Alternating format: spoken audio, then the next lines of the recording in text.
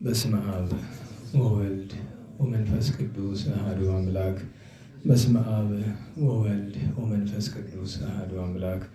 በስመ አብ ወወልድ ወመንፈስ ቅዱስ አሐዱ አምላክ አሜን። አባቶቻችን አምላክ የቸርነት ባለቤት ቸሩ እግዚአብሔር ከዚህ ዕለት ከዚህ ሰዓት ያደረሰን ቅዱስ ስሙ የተመሰገነ ይሁን። እንዴት ዋላችሁ? እንዴት ሰነበታችሁ? ቸርነቱ ምሕረቱ ይቅርታው በጎነቱ የባሕርይ ገንዘቡ የሆነ አምላካችን መድኃኒታችን ኢየሱስ ክርስቶስ ለአምላክነቱ እንደሚገባ ቅዱስ ስሙ የተመሰገነ ይሁን። እግዝእትነ ማርያም ቅድስት ድንግል ወላዲተ አምላክ ቅዱስ መስቀል ቅድስት ቤተ ክርስቲያን የወደዳቸው ቅዱሳን ሁሉ ስማቸው የተመሰገነ ይሁን። እንኳን አደረሳችሁ። ቸሩ አምላክ ከቅዱሳን በረከት ያሳድርብን። የቅዱስ ጳውሎስ መልእክት ወደ ኤፌሶን ሰዎች የተላከ ምዕራፍ 5 ቁጥር 1 እንግዲህ እንደተወደዱ ልጆች እግዚአብሔርን ምሰሉ፣ ክርስቶስ እንደወደዳችሁ ራሱንም ለእግዚአብሔር በጎ መዓዛ የሚሆን መሥዋዕትና ቁርባን አድርጎ እንደሰጠላችሁ በፍቅር ተመላለሱ። ነገር ግን ለቅዱሳን እንደሚገባቸው ዝሙትንና ርኩሰትን ሁሉ ወይም ቅሚያ አይሰማባችሁ። የሚያሳፍርም ነገርም የስንፍና ነገርም ወይም የማይገባ የዋዛ ነገር በእናንተ ዘንድ አይሁን። ማመስገን ይሁን እንጂ ሴሰኛ ወይም ኃጢአተኛ ወይም ቀማኛ ወይም ጣዖትን የሚያመልክ ሁሉ በእግዚአብሔር ልጅ በክርስቶስ መንግሥት ዕድል ፋንታ እንደሌለው ይህንን እወቁ። በከንቱ ነገርም የሚያስታችሁ አይኑር። በእርሱ ምክንያት በከሃዲዎች ልጆች ላይ የእግዚአብሔር መዓት ይመጣልና። እንግዲህ አትምሰሏቸው። ቀድሞ ጨለማ ነበራችሁና ዛሬ ግን በጌታችን ብርሃን ሆናችኋል። እንግዲህስ እንደ ብርሃን ልጆች ተመላለሱ። የብርሃን ፍሬው በጎ ሥራና እውነት ቅንነትም ሁሉ ነውና እግዚአብሔርንም ደስ የሚያሰኘውን መርምሩ። የሥራ ፍሬ ከሌላቸው ሁለንተናቸውም ጨለማ ከሆነ ሰዎች ጋር አትተባበሩ፣ ገስጿቸው እንጂ። በስውር የሚሰሩት ሥራ ለመናገር ስንኳ የሚያሳፍር ነውና፣ ነገር ግን በብርሃን የተገለጠ ሁሉ ይታወቃል፣ የሚታየው ሁሉ ብርሃን ነውና። የተኛህ ንቃ፣ ከሙታንም ተለይተህ ተነስ፣ ክርስቶስም ያበራልሃል ብሏልና። ስለ ቅዱስ ቃሉ ቸሩ እግዚአብሔር የተመሰገነ ይሁን። እንደ እግዚአብሔር ፈቃድ ገስጿቸው የሚለውን ኃይለ ቃል የትምህርት መነሻ እናደርጋለን። ርዕስ ለመሆን የሚበቁ ብዙ ኃይለ ቃላት በውስጡ አሉት። ቅዱስ ጳውሎስ ለኤፌሶን ሰዎች ጢኪቆስን መልእክተኛ አድርጎ በሮም በግዞት ሳለ ሲጽፍላቸው በኤፌሶን ሰዎች የተገኘባቸው ብዙ በደል አልነበረም።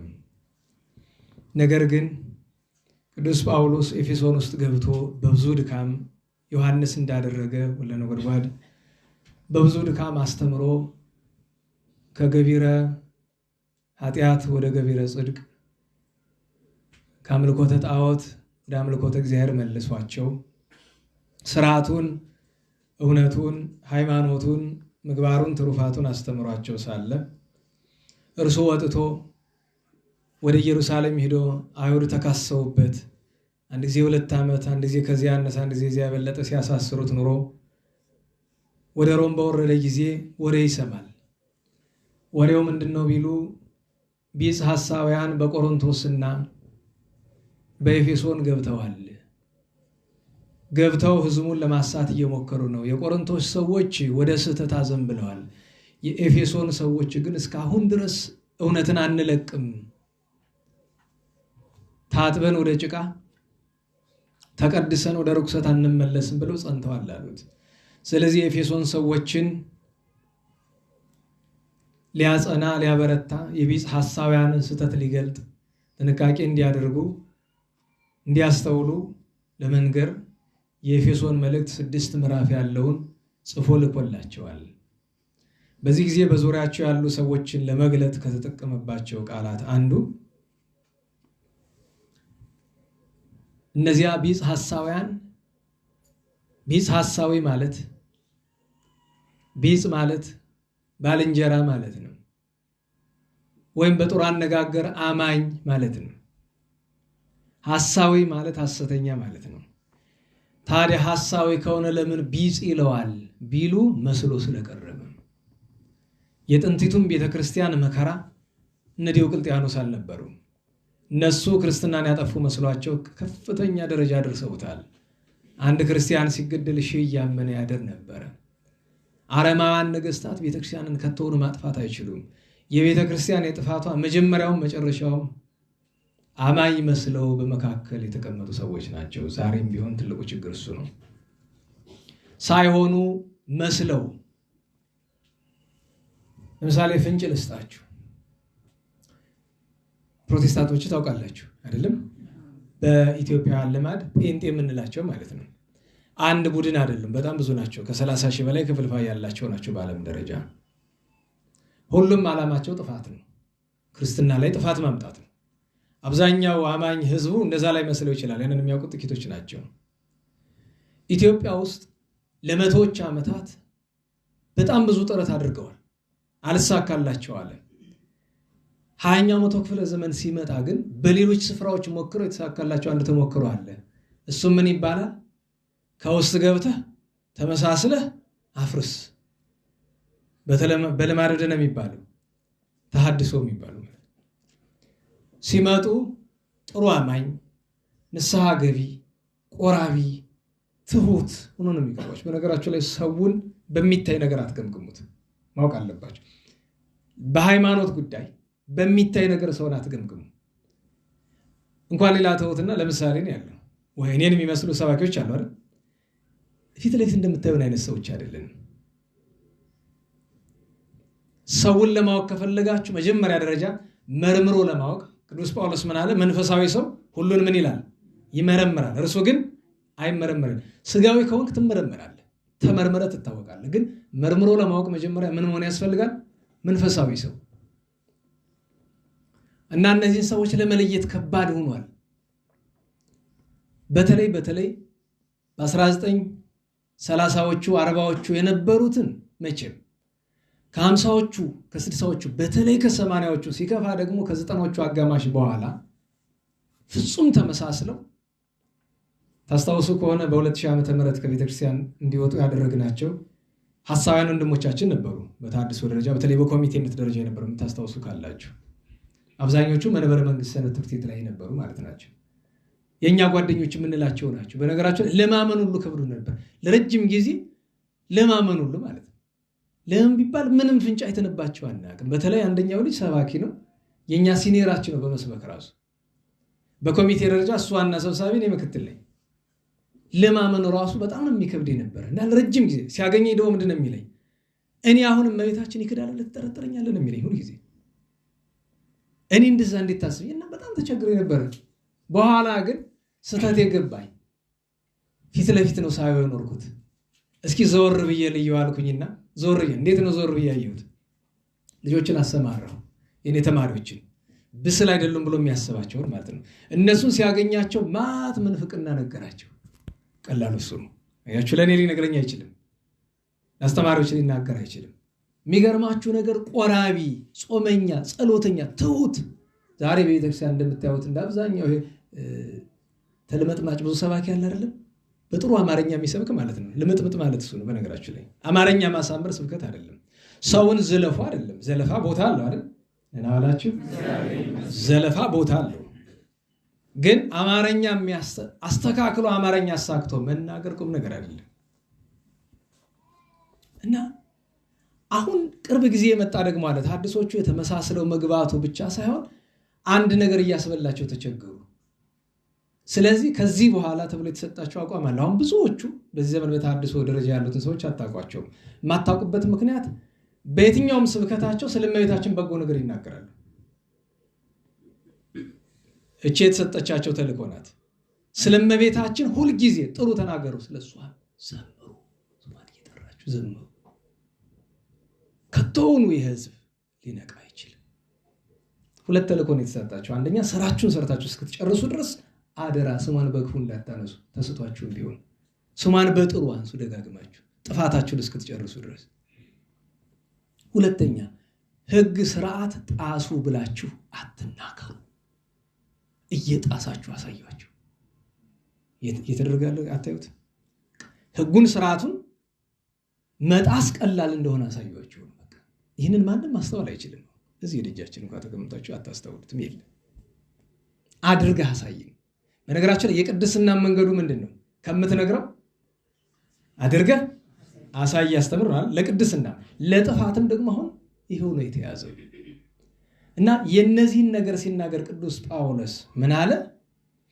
ስለ ጥፋታቸው እንኳን ለመናገር አለ፣ ስለ ኃጢአታቸው ነገር ሀፍረተ ለነጊር ይላል። ቁጥር 11 መጨረሻ ላይ አሁን ገስጿቸው ገስጽዎሙ ካለ በኋላ ገስጿቸው እንጂ ካለ በኋላ የነሱን ጥፋት የሚያደርጉትን ነገር ለመቀር ሀፍረተ ለነጊር ሊናገሩት እንኳን ያሳፍራል።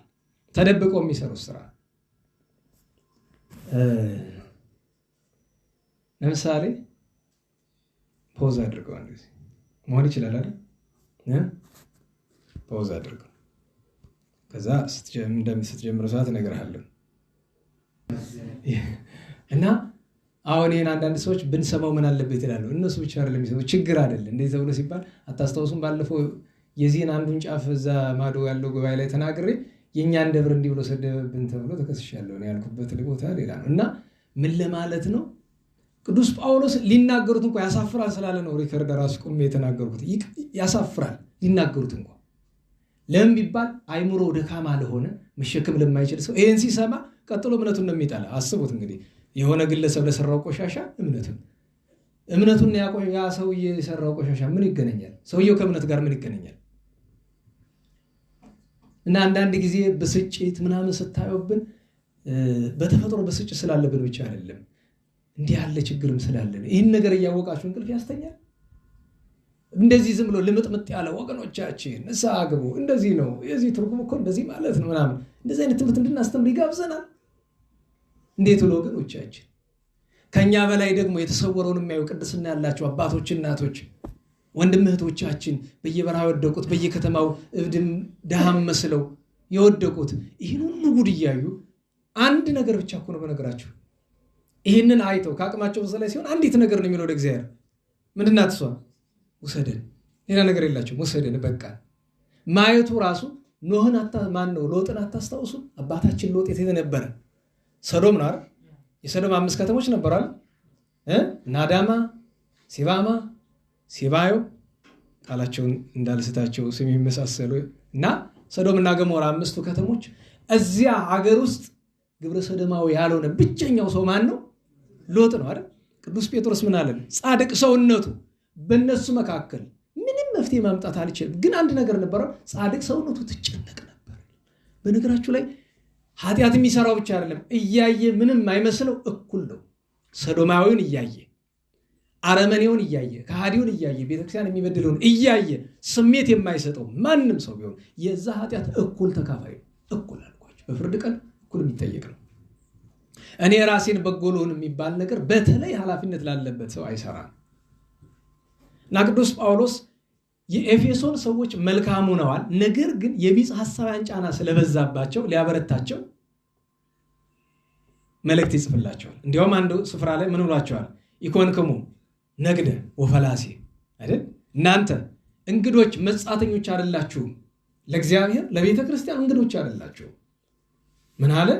አላ ሰባ ሀገሪቶሙ ለቅዱሳን፣ የቅዱሳን ሀገር የመንግስት ሰማያት ባለሀገሮች ባለ ንብረቶች ናችሁ። ወሰባ ቤቱ ለእግዚአብሔር፣ የእግዚአብሔር ቤተሰቦች ናችሁ እንጂ ብሏቸዋል፣ ሲያበረታቸው ማለት ነው። እና የተደረገውን ነውር እያሰበ እነሱም ስለሚያውቁት ጥቂቱን ነግሯቸው፣ ግን ምን አላቸው? ከነዚህ ጋር አትተባበሩ፣ ይልቁን መኖራቸው ገስጿቸው እንጂ አለ። ይህንን መግቢያ እንበለውና በኋላ ማጠቃለያ ላይ እንመጣበታል። ለምን አሁን ወደ ዝርዝር ከገባሁኝ ከባድ ነው የሚሆን። የነገረ ቅዱሳኑ ነገር እንዳይታጎልብን ከአባታችን ክብረ በዓላቸው ነው። አንደኛ ስዕል አድኗቸው ከጉባኤያችን አዳራሽ አለ። ሁለተኛ ከአበይት ቅዱሳን ሐዋርያነትን፣ ጻድቅነትንና ሰማዕትነትን ከዕድሜ አረጋዊነት ጋር አስተባብረው ከያዙ ታላላቅ ኢትዮጵያውያን ቅዱሳን አንዱ አቡነ ታዲዮስ ናቸው። የደብረ ጽላለሽ የዞረሬው የደብረ ማርያሙ አቡነ ታዲዮስ በአብዛኛው የሚታወቁ እዚያ ጽላለሽ ሰሜን ሸዋ እና ደግሞ እዚህ ጣና ውስጥ ደግሞ ደብረ ማርያም ላይ፣ ምክንያቱም የደብረ ማርያም አባትም እሳቸው ናቸው። በነገራችሁ ላይ ደብረ ማርያም 2 ናቸው እንደ ኢትዮጵያ። የኤርትራውን ከጨመርነ 3 ይሆናሉ ማለት ነው። የአንደኛው ደብረ ማርያም ጽላለሽ ያለው ወደዚህ ያለፍ ብሎ ያለው እሳቸው የተወለዱባት ደብር ናት የእመቤታችን። ሁለተኛው እሳቸው በዚያች ስም የመሰረቷት የጣናዋ ናት። ሶስተኛው ሌሎች ቅዱሳን ታላላቆቹ በኤርትራ ያሉ ቅዱሳን የመሰረቷት ደብረ ማርያም ናት። የታላቁ አብሳዴ ሌሎችም ቅዱሳን ስፍራ ናት ያቺ ስፍራ። ስለዚህ ስለ አባታችን ታዲዮስ ጥቂት እንነጋገር። ከዚያ በኋላ የዕለቱን ቅዱሳን እና የሳምንቱን አይተን ማጠቃለያ በትምህርት እንሰጣለን። ርዕሳችን ትኩረት አድርጉበት። ገስጿቸው ተብሎ ሲባል በመጀመሪያ ደረጃ ምን እንደሚያስፈልግ ቅድም ያልኳችሁን ማስታወሻ ያዙ። አባታችን አቡነ ታዲዮስ እንዴት ዋላችሁ? ቅድም ወንድማችን ሲያነብ መጨረሻ ላይ ቁጥር ልንገራችሁ። በተለይ አሁን እዚህ ወንድማችን የተጻፈውን ያነበበው ግን የተረጎመው ሰው የሳተው ሰው ነገር ስላለ ነው። ወዛቲ ልትኮኑ ሰማዕተ 13,000 ማህበራነ ቅድስት ኦርኒ ይላል። እንግዲህ 13,000 13,000 ተብሎ የሚተረጎምበት ቦታ አለ፣ ግን በኢትዮጵያ አይደለም። በአረብኛ አተረጓጉም በአንዳንዱ ሽን ምን ይለዋል? እልፍ ይለዋል። እንደዚያ በእኛ በግዕዝ ግን 13,000 ለማለት 1,030 ቁጥር ታውቃላችሁ? ለምሳሌ አንድ በግዕዝ ምንድን ነው? አሐዱ አይደል? 2 ክሌቱ እያላችሁ ትሄዳላችሁ። ከዛ 10 10ቱ እንላለን። 100 ስንደርስ 100 እንላለን። 200 ክሌቱ 100 ከዛ 3 እያላችሁ መቀጠል ነው። 1000 ላይ ስንደርስ እንደ አማርኛ አይደለም። ከአማርኛ ይልቅ ግዕዝና እንግሊዝኛ በዛ ይስማማሉ። ለምሳሌ እንግሊዝኛ 1000 የሚል ቃል አለው አይደለም? 1000 የሚል ሌላ ምን አለው? 100 ይላሉ አይደለም? 10 100። እኛ በግዕዝ ሺህ የሚል ጥሬ ቃል ስለሌለ ምንድነው የምንጠቀመው? 10ቱ 100 አይደል? 2000 እስራ 100፣ 3000 30 100 አይደል? ከዛ ተሳሜት። በነገራችሁ ላይ ተሳቱ 100 እና ተሳሜት የተለያዩ ናቸው። ተሳቱ 100 ማለት 900 ነው።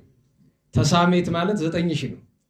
ወይም በአማርኛው 1000 10 100 ነው አይደል? 10 ጊዜ 100 አይደል? 20 100 30 100 40 100 ስንት ነው? 4000 ነው አይደለም? 90 100 ተሳሜት ማለት 90 100 ስንት ነው? 9000 ነው አይደል? ከዛ ግን 90 100 ብሎ 100 100 አይልም። በግዕዙ ሲጻፍ አይታችሁት ከሆነ እልፍ 2 ጊዜ 100 ተጽፎ ነው አይደል? ሲነበብ ግን 100 100 ማለት ምን ይባላል? እልፍ። እኛ 10,000 የምንለው ነው። ከዚያ 20,000 2,000 ነው። 13,000 ካለ 130,000 ነው የሚመጣ።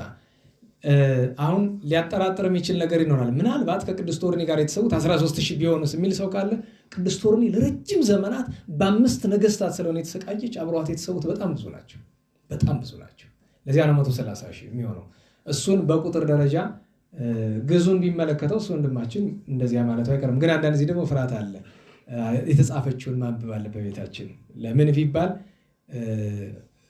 ትንሽ በኋላ ችግር ያመጣል። ነገ ከነገ ወዲያ የመሰለንን ሁሉ ጨምር እያረምን ንባብ ውስጥ ብንገባ ስህተት ውስጥ እንዳንገባ የተጻፈችውን ማንበብ ጥሩ ነው። ለዚያ ነው ምናልባት አሁን ስንክሳር እኛ ዕድሜያችን የፈጀንበት ስለሆነ እንዴት እንደተተረጎመ ማን እንደተረጎመ በካከል የነበሩ በጎ ነገሮች ክፍተቶች እነዚያንም ስለምናውቅ እርማት የሚያስፈልገው ነገር ሲኖር እርማት እንሰጣለን። እንደ መብት ተቆጥሮ ሳይሆን ግን እንደዚያ ነው ነገሩ በአጋጣሚ ስለሆነ እግረ መንገዱን ግን ጥሩ አንባቢ አግኝተናል። እና ያው አንድ የምነግራችሁ ነገር ባታ ሞያ ያልያዘ ሰው መቅደስ አይገባም ይባላል ጨርሶ። እኛ ደግሞ ተገላቢጦሽ ነው እንደምታውቁት። እንዲያው አሁን ትንሽ እንጂ እኛ እኮ ጓደኞቻችን ጋር የማክሰኞ ውዳሴ ማርያም በአታ ጥንቅቅ ብሎ ተምሮ ነው ዲቁና ይመጣ። ድሮ የኛ ጓደኞች ነው በእኛ ዘመን የነበሩት። እንግዲህ ነቄስ ቸኮልን ይባቸው ጥቂት ይቀድሙናል እኛን ግን ጥቂት አይደለም በደንብ ይቀድሙናል። እነሱ ግን በዚያ በእኛ ጊዜ የነበሩት በሙሉ በቃ ጠፈፍ ያሉ ናቸው። እኛ ግን አብዛኛው ይሄኛው ዲቁና ያመጣ የማክሰኞ ውዳሴ ማርያም እየተማረ አሁን አስቡት። የማክሰኞ ውዳሴ ማርያም እንኳን ዲቁና ለማምጣት አልኳቸው ዲያቆን የሚለውን ስም ለመጥራት አይሆንም። እና እንደዚያ ሆኖ አይታችሁት ከሆነ የድሮ ዲያቆን ኪዳነ ምሕረት ውስጥ አለ አልቦ አሃዱ ይሄ ወይም በእናንተ እንግሊዝኛ there is no one አይደል? ችግር ነው። ለምን ቢባል አጥብቆ ሳያስተምሩ በአታ ግን እግዚአብሔር ይመስገን የጥንቶቹም አሉ የአሁኖቹም አሉ። እና በዛው ምንድነው የሚባል አንድ ሰው አንድ ልጅ ጥሩ ሲሰራ መጀመሪያ የሚመሰገን እሱ ነው ወላጅ ነው። እና ደብሯን ለማመስገን ነው። ነገ ጥፋት አግኝተን እስክንወቅሳችሁ ድረስ እስከዛው ድረስ ጥሩ ነው። እና ጠፈፍ ያለ ንባብ ነበረ። የመጀመሪያ ቀን ስለሆነ ነው እንጂ ጥሩ አንባቢዎች እኮ አሉና እናመሰግናቸውም። ሁሉንም ግን የመጀመሪያ ቀን ጥሩ ሲያነብ እናመሰግናለን። እና ጥሩ ነው። እግዚአብሔር ይስጥልን። እዛ አቅረብኩ ማሕሌተ ደግሞ መጨረሻ ላይ ጸጥ ሲልባችሁ እንዲጨርስ የምትጠብቁት ነገር ነው። እሱ የቤት ነው እንጂ በሌላ ስፍራ አይባልም። የለም አልተለመደም አይደል? ምንድነው መጨረሻው? ህቡረ ይምሃረነ ኢየሱስ ክርስቶስ ነው። ከዛ በኋላ የተጻፈ ነገር የለውም ማለት በሁሉ እኩል የሚባል እሱ ነው። በቤት ግን ወይፈኑ ለነ ጸጋ መንፈስ ቅዱስ እምይእዜሰ እስከ ለዓለም እስከ ዳግም ልደት እስከ ዳግም ጉባኤ እሱ ምን ይባላል? ሰርዋጽ ሆኖ የቤት በተለይ አሁን እስከ ዳግም ጉባኤ የሚለው የዝክረ ቅዱሳን ሌላ ቦታ የለም እንድታውቁት። አሁን በምህል ላይ ዝክረ ቅዱሳን ብቻ አለን አይደል? የቤተ እግዚአብሔር ሌላ ቦታ አለ የለም አይደል? ነቢያት ሐዋርያት አለ ነገሩኝ።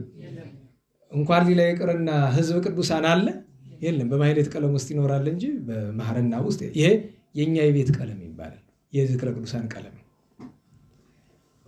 እንዴት ዋላችሁ? አባታችን ታዲዮስ የተወለዱት ምን ዋላችሁ? ግንቦት 23 ለ24 ነው። ክርስትና የተነሱ ሐምሌ 2 ቀን ነው። ታዲዮስ የተባሉት ለዛ አባታቸው ሮማኒዎስ እናታቸው ማርታ ይባላሉ። ደጋግ ካህናት ናቸው።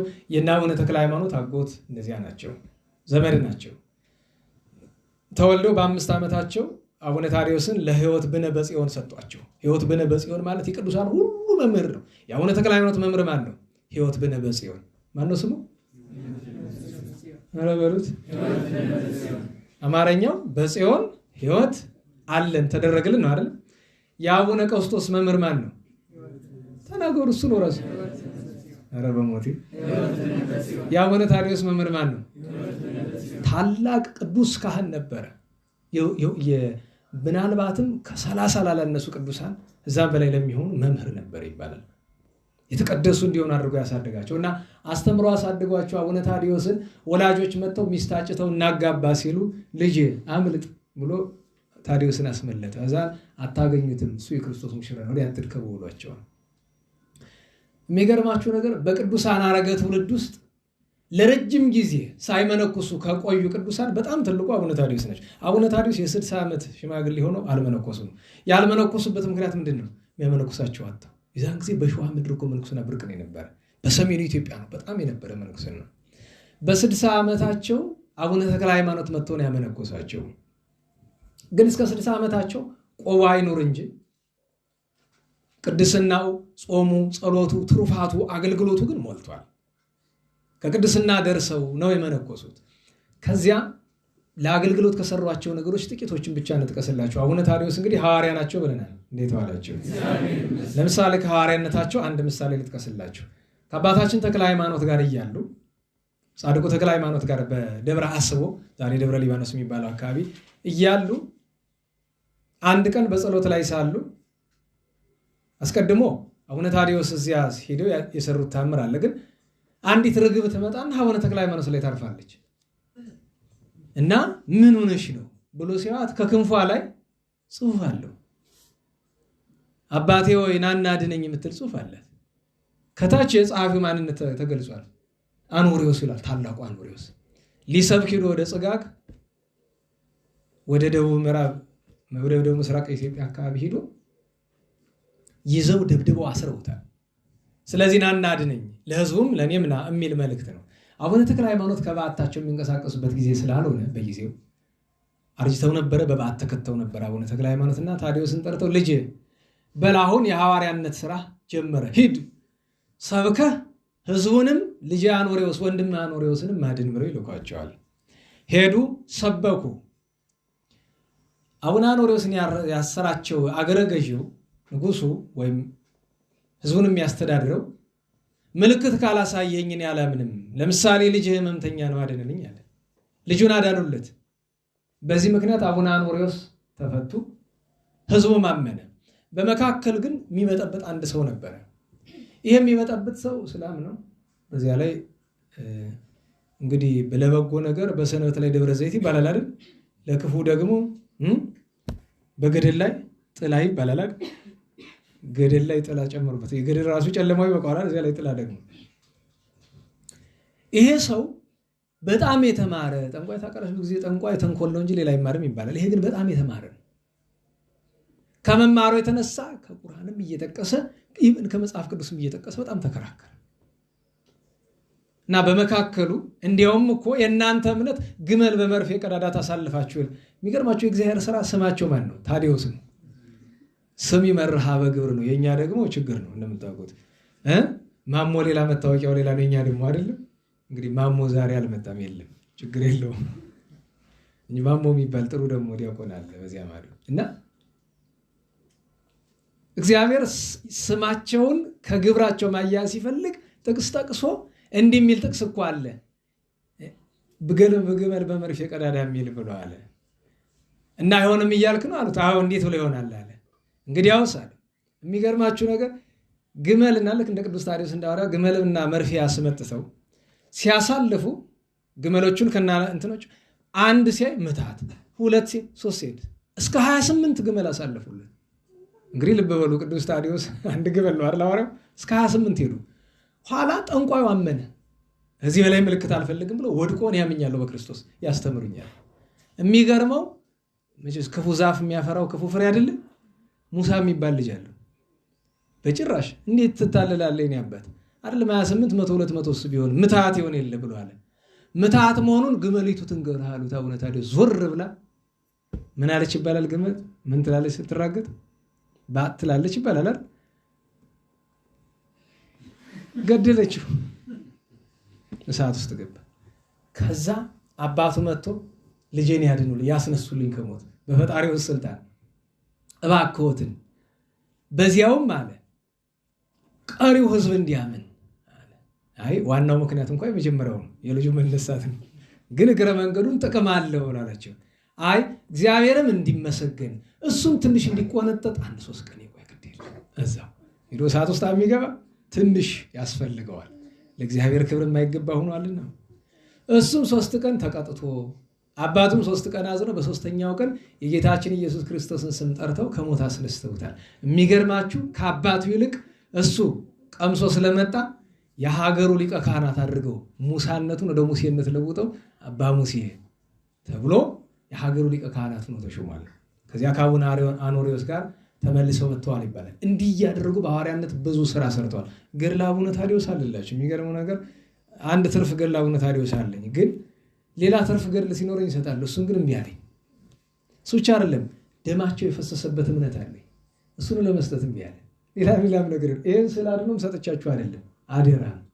ምክንያቱም ታውቃላችሁ አይደል በ2012 አንዲት ገዳሙን ያሰራችው ግራኛ መድ አጥፍቶት ቀርቶ ኖሮ ያሰራችው አሜሪካ ያለች አንዲት እህት ካልወሰድኩ አለች። ሰው ነገራችሁ ላይ ተናግሮ ሊያሳምነኝ ከባድ ነው። ብቸኛ ሊያሳምነኝ የሚችለው ነገር ፈቃድ እግዚአብሔር ሲገኝ ብቻ ነውና በጣም ስታስጨንቀኝ አባቱ ሳናገር ሂድ ግድ የለም በረከት አግኝተናል። ሄድን። የሚገርም ስፍራ ያኔ መቃረቢያ ነው ያለ ገና ቤተክርስቲያኑ እየተሰራ ነው። አሁን አልቋል መሰለኝ። ከታች ወረድን። እሳቸው ሰማዕትነት ከተቀበሉበት ቅዱስ ስፍራ የተወለዱበት ቅርብ ነው፣ ግን ተራራ ነገር አለው። ትንሽ እዚያው ቁመን ተመለከት ነው። ከላይ አቡነ ተክለ ሃይማኖት የተወለዱበት ጽላልሽ አለ። ኢቲሳ ተክለ ሃይማኖት የጽላልሽ ላይኛው ክፍል ነው። ወደዚህ መስመሩን አልፋችሁ ስትመጡ ከጎዳና ላይ የሚገኝ ነው እና እዚያ ክብረ በዓሉ ላይ ለእሷ ካላቸው አክብሮት የተነሳ ቤተክርስቲያናቸውን ስለሰራች ስለተባበረቻቸው ጻድቁን ስላከበረች ቤተ ክርስቲያን ውስጥ ያለውን ትልቁን ስዕል አድነው ስጦታ ብሎ ሰጥቷት። እንደ ሕገ ቤተክርስቲያን ስርዓት አይደለም፣ እንደዚህ አይደረግም። በቅንነት አድርገውት ነው እንጂ አይደረግም። እሷ ደግሞ እንግዲህ የመንፈስ ቅዱስ ስራ ይሆናል። አይ የለም እኔ መቼ አውቃቸዋለሁ ሲያስተምር ሰምቼ ነው ብላ ለማን ለኔ እኔ ደግሞ ይሄ ግለሰብ ጋር የሚቀመጥ ነገር አለ ብዬ ለማን ለኔ አደራ ነው ብያችሁ አደራ ነው ለእናንተ። እዚህ ውስጥ በአደራ የተቀመጡ ስዕል አድኖች የሰማዕታት ወንድሞቻችን ሰሞኑን አንድ ከነሱ ጋር የነበረ ልጅ መጽሐፍ ጻፈ እየተባለ ነው ሲመጣ ልናየው ነው። ከነሱ ከተሰዉት ወንድሞቻችን ጋር የነበረ ያልተገደለ ማለት ነው። እስቲ ምን እንደሚነግረን ልናይ ነው። መጽሐፍ ጽፏል አሉ አውሮፓ ገብቶ እሱ አደርነት ነው። አንድ ሁለተኛ የእመቤታችን የስደቷ አደርነት ነው። ቶማስ ዘመራስ አደር አረ ምን አስጨነቀ? ሁሉም አደርነት ነው። ችግር የለም እና እንደ እግዚአብሔር ፈቃድ ይኖር። ዞሮ አብረን ካለነ እናንተ ጅል ነገር ከሰራችሁ ብቻ ነው የምትቀሙ እንጂ በጎ ከሆነ በጎ ነው። የአባታችን የአቡነ ታዲዮስ ከትሩፋታቸው እንጥቀስ። ለምሳሌ አባታችን አቡነ ተክለ ሃይማኖትን አጼ ኩኖ አምላክ በወቅቱ የነበሩት ጻድቁ ንጉሥ ሲጠሯቸውና እባክህ ወይ አንተ አስተምረን ወይ መምህር ስጠን ይሏቸዋል። ታዲዮስን ውሰድ ይሏቸው። አቡነ ታዲዮስ እየሰማችሁ ነው? እንዴት ዋላችሁ? ያስተምሩ ተብሎ በንጉሱ አደባባይ መጡ። ሲሰብኩ ይውሉና ልብ ይውሉ። ቅዱስ ጳውሎስ ምን አለ? ከሰበኩ በኋላ እኔ ራሱ ምን እንዳልሆን የተጣልሁ እንዳልሆን ስጋዬ ምን እለዋለሁ እየጎሰምኩ አስገዛዋለሁ አይደለም? ይኸውላችሁ ሰባኪ አይደለም። እቺ ደግሞ ቆርጠው ሌላ ነገር ነው የሚሉባት። ምን አልኩኝ? ሰባኪ የሚድነው የቅዱሳን ሕይወት ካሉ ብቻ ነው። ይህን ማወቅ አለባችሁ። እና ታዲያ አንተ ምን ሆነው ካላችሁኝ እንግዲህ ማሰሪያውን እግዚአብሔር እስከሚፈታው ድረስ ነው። ደጋግሜ ነግሬያቸዋለሁ። ግድ ነው እንጂ የውዴታ አገልግሎት አይደለም። አንዳንድ ቀን ስመጣም እየሰቀቀኝ ነው። ምን ሊገኝ ለነፍስ ነው ለስጋ እንኳን አንዳንድ ምስጢር ያውቃችሁ አይታችሁ ይቅርና በዚህ ዘመን ሰው ሰባኪ ሆኖ ሊጸድቅ። ሰባኪነት በዚህ ዘመን ለአንድ ነገር ብቻ የሚጠቅም ዝናና ገንዘብ ያመጣል እንጂ ሰውንም አያድንም። ከምንም በላይ ደግሞ ሰባኪው ራሱ አይድንም። እንደ አብዛኛው አልኳቸው። እውነተኞቹ ግን እንደኔ ታሉ ትልልቆቹ ግን ሳይኖሩት ሰውነታቸው ሳይቀድስ አያስተምሩ። እነሱ ይጠቀማሉ። እውነተኞቹ አሉ፣ ሁሉ አይደለም። በተለይ በጉባኤ ቤት ያሉ አባቶቻችን ብዙዎቹ ጥሩዎች ናቸው፣ ሁሉም ባይሆኑ። ለዚያ ነው እውነተኛ ሰባኪያንን ተመልከቷቸው። አቡነ ተክለ ሃይማኖት እድሜያቸው 70 ዘመን እስከሚሆናቸው ድረስ በ20 ዓመታቸው የወጡ ታውቃላችሁ። ለ50 ዓመት እንደሰበኩ። እንዴት ዋላችሁ? ሌሊት በጸሎት በትጋት ቀን በስብከት ስቃይ ከመቀበል ከመገረፍ ገደል ከመወርወር ጋር ይህንን ሁሉ ታግሰው 70 ዘመን ሲሞላቸው ሁሉም ትተው ደብረ አስቦ ሲገቡ አለቀሱ። ምን ብለው አለቀሱ? ጌታዬ ለሌላው አበራሁ፣ እኔ ግን ጨለምኩ። ሌላውን አጣፈጥኩ፣ እኔ ግን አልጫ ሆንኩ። አስቡት። እሳቸው በዚህ ቅድስናውን እንዲህ ካሰቡ እንደኔ ያለ ደንቆሮ እንዴት ነው የሚያሰብ የሚያቀተው? አቡነ ታዲዮስ ለዛ ነው ቀን ንጉሱን መኳንንቱን ሌላውንም ሲሰብኩ ይውሉና ማታ መጸለይ ብቻ አይደለም ባሕር ውስጥ ሰጥመው እንደ ሰይፍ ከሚቆራርጥ ቀዝቃዛ ባሕር ውስጥ ሰጥመው ነው የሚጸልዩ። ጠላት ሊፈትናቸው ምን አደረገ መሰላቸው? በቤተ መንግስት የነበረች አንዲት ሰራተኛ ሞተች። ድንገት መጥፎ ነገር አሽታ ነው ይባላል፣ ሌላም ይባላል። ሞተች። ያችን ሴት በመግደል ሰይጣን ምን ያገኛል? ሰውኛውን ብታዩት ምንም አያገኝም። ምን እሷ ለማን ትጠቅማለች? የአንዳንዶቻችን እኮ ምን መኖራችን ካልጠቀመ ሞታችን ማንን ይጎዳል? አስባችሁታል? አንዳንዶቻችን ለእናት አይከፉ ታውቃላችሁ። እናት አጥልም አይደል? እናት የተባለ የመጀመሪያው እናት እግዚአብሔር ነው። አንተ አቡነ ዋንተ እምነ የሚባላል እናት። ለእግዚአብሔር ማናችንም አንከፋ። እንደገና ደግሞ ለወላጅ እናት ዛሬ ደግሞ የተገላቢጦሽ ነው። ለልጅ አይከፉ የሚባሉ እናቶች ደግሞ አሉ። ልጅ መቼም ልጅ የማይርቃቸው ልጆቻቸው ጋር የሚውሉ። ያቺ ሴት ሞተች።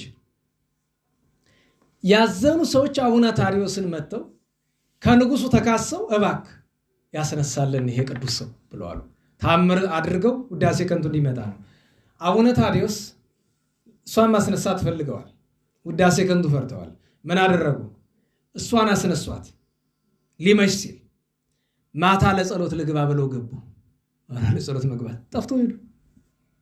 አያችሁ፣ የሰዎችን ፍላጎት ፈጸሙ። እሷን አስነሷት ከሞት። እሳቸው ግን ጠፍቶ ጽላልሽ ተመለሱ። ከዛ ብዙ ዘመናት አልፈው አፄ አምደ ጽዮን ሲመረጡ የጽላልሽ አካባቢ ሊቀ ካህናቱ ነው። በስብከተ ወንጌል አካባቢ ነው። እንደገና በመንፈስ ቅዱስ ስራ ያላመነውን እያስተማሩ እያሳመኑ እያጠመቁ ኖረዋል። ከበጎ ስራዎቻቸው መካከል አንደኛው ወደ አቡነ ተክለ ሃይማኖት ሲሄዱ ወደ አቡነ ተክለ ሃይማኖት እየሄዱ ነው። መንገድ ላይ አንዲት ደንጊያ በዓት የምትመስል ነገር አለ። ከዚህችስ ጥቂት ጸሎት ላድርስባት ብሎ ገቡ። እንግዲህ የቅዱሳን ነገር ተመልከቱ። የሆነች በዓት ታዩ። ከዚህችስ ጸሎት ላድርግባት ብሎ ጸሎታቸውን በስንት ጊዜ ጨረሱ? በ3 ዓመት። ከዚያ እየጸለዩ እያለ ማን ይመጣሉ? አቡነ ኤልሳ። አቡነ ኤልሳ ማለት የአቡነ ተክለ ሃይማኖት ደቀ መዝሙር ሁለተኛው የደብረ ሊባኖስ አበምኔት እንደ ፀሐይ ሲያበሩ አግኝተው አወቋቸው። ደግሞ የሥጋ ዘመዶች ናቸው። ሄደው ኧረ ወደ አባታችን ተክለ ሃይማኖት እንዲሉ ይዟቸው ሄዱ። ወደ አቡነ ተክለ ሃይማኖት ደርሰው መቁረብ ፈልገው አባታችን ታዲዮስ ወደ ደብረ አስቦ ሲገቡ ሊቀድሱ ሲሉ ከሰማይ ህብስት ሰማያዊ ጽዋ ሰማያዊ ወረደላቸው። መጀመሪያ አቡነ ተክለ ሃይማኖት ቀደሱ። አቡነ ታዲዮስ ሲቀድሱ ተባሉ አይ እናንተ ቀድሱ እኔ ላስቀድስ። እንደገና አቡነ አኖሪዎስ ቀደሱ እናንተ ቀድሱ እኔ ላስቀድስ እያሉ ያቺ ግን ለመጀመሪያው ጊዜ ከሰማይ የወረደችውን ህብስተ በረከት ጽዋ አኮቴት በሉ ጠጡ አይደል? አቡነ ታዲዮስ ከዚያ በኋላ ምድራዊ ምግብ ምድራዊ መጠጥ አያውቁም። በዚያ ነው በቃ ያረፉት። በጣም አረጋዊ ናቸው። እድሜያቸው በጣም ረጅም ነው። እስከ አፄ አምደ ጽዮን ድረስ ቆይተዋል። መጨረሻ ላይ የምናነሳው የኒህን ቅዱስ ሰው ሰማዕትነታቸውን ነው። አፄ አምደ ጽዮን ደግ ንጉሥ ነው፣ ኃይለኛ ነው፣ ኢትዮጵያን ያስከበረ ነው። በኋላም ንስሐ ገብቷል። አንድ ወቅት ላይ ግን የአባቱን ዕቁባት የነበረች ሴት አግብቶ ብዙ ቅዱሳን ጋር ተጣልቶ ነበር። ከብዙ ቅዱሳን ጋር ከነዚህ መካከል የገደላቸዋሉ፣ ያሰራቸዋሉ፣ ያሳደዳቸዋሉ፣ ያስገረፋቸዋሉ። ኋላ ግን ንስሐ ገብቶ ተቀጥቷል። እሱም ጥቂት ከነዚህ መካከል አንዱ አቡነ ታዲዮስ ናቸው። አቡነ ታዲዮስ ሲመጡ ይህ አረጋዊ መጣው አይ በሉ ከዚህ ጋርስ መጣላት አልፈልግም ብሎ ታዲዮስን አስገብቶ ምንድነው የምትለኝ? ለምንድነው አንተ የአባትህን ሴት ቁባት ያገባ ብሎ አባቴ እውነት ነው ምን ላድርግ እተዋታለሁ ሂድ ወደ ገዳም አንተ ብሎ ግን ካንገቱ ነው መጣላት ስላልፈለገ ነው። እሳቸው ሲወጡ ያቺ ያለች አይደል ክፉ ሴት ቁባት ያደረጋት እንግዲህ የምታረጊው ነው ያላት። ተከትላ በፈረስ ተከትላ ሄዳ ዛሬ ገዳማቸው ካለበት ጸላለች ከመድረሳቸው በፊት ሲመጡ የነበረበት መንገድ መውረጃ አለው። በአፋፉ ገደል እጃቸውን እግራቸውን ይፍጥኝ ያሳሰረቻቸው እሳቸውና አቡነ ማትያስ አሉ የፈጠጋሩ ሌላኛው አቡነ ተክለ ሃይማኖት ረድ ማለት ናቸው። እንደዚህ አሳስራ ወታደሮቿን በገደሉ ልቀቋቸዋለች። ብታዩት ፎቶ ላሳያችሁ ይችላሉ። ጫፉን እንኳን ቀና ብላችሁ ለማየት ይቸግራል። ደግሞ አንዳንድ ተራራ እንደዚህ ሰያፍ ስለሚሆን ሰው እየተንከባለለ የሚሄዳል። ዝም ብሎ ጥርብ እንደዚህ እንደ ግድግዳ አለት ነው። ከታች ደግሞ ምንድነው ያለው? የተነጠፈ አለት ነው ያለው፣ አፈር የለው። ከዛ ወረወረቻቸው።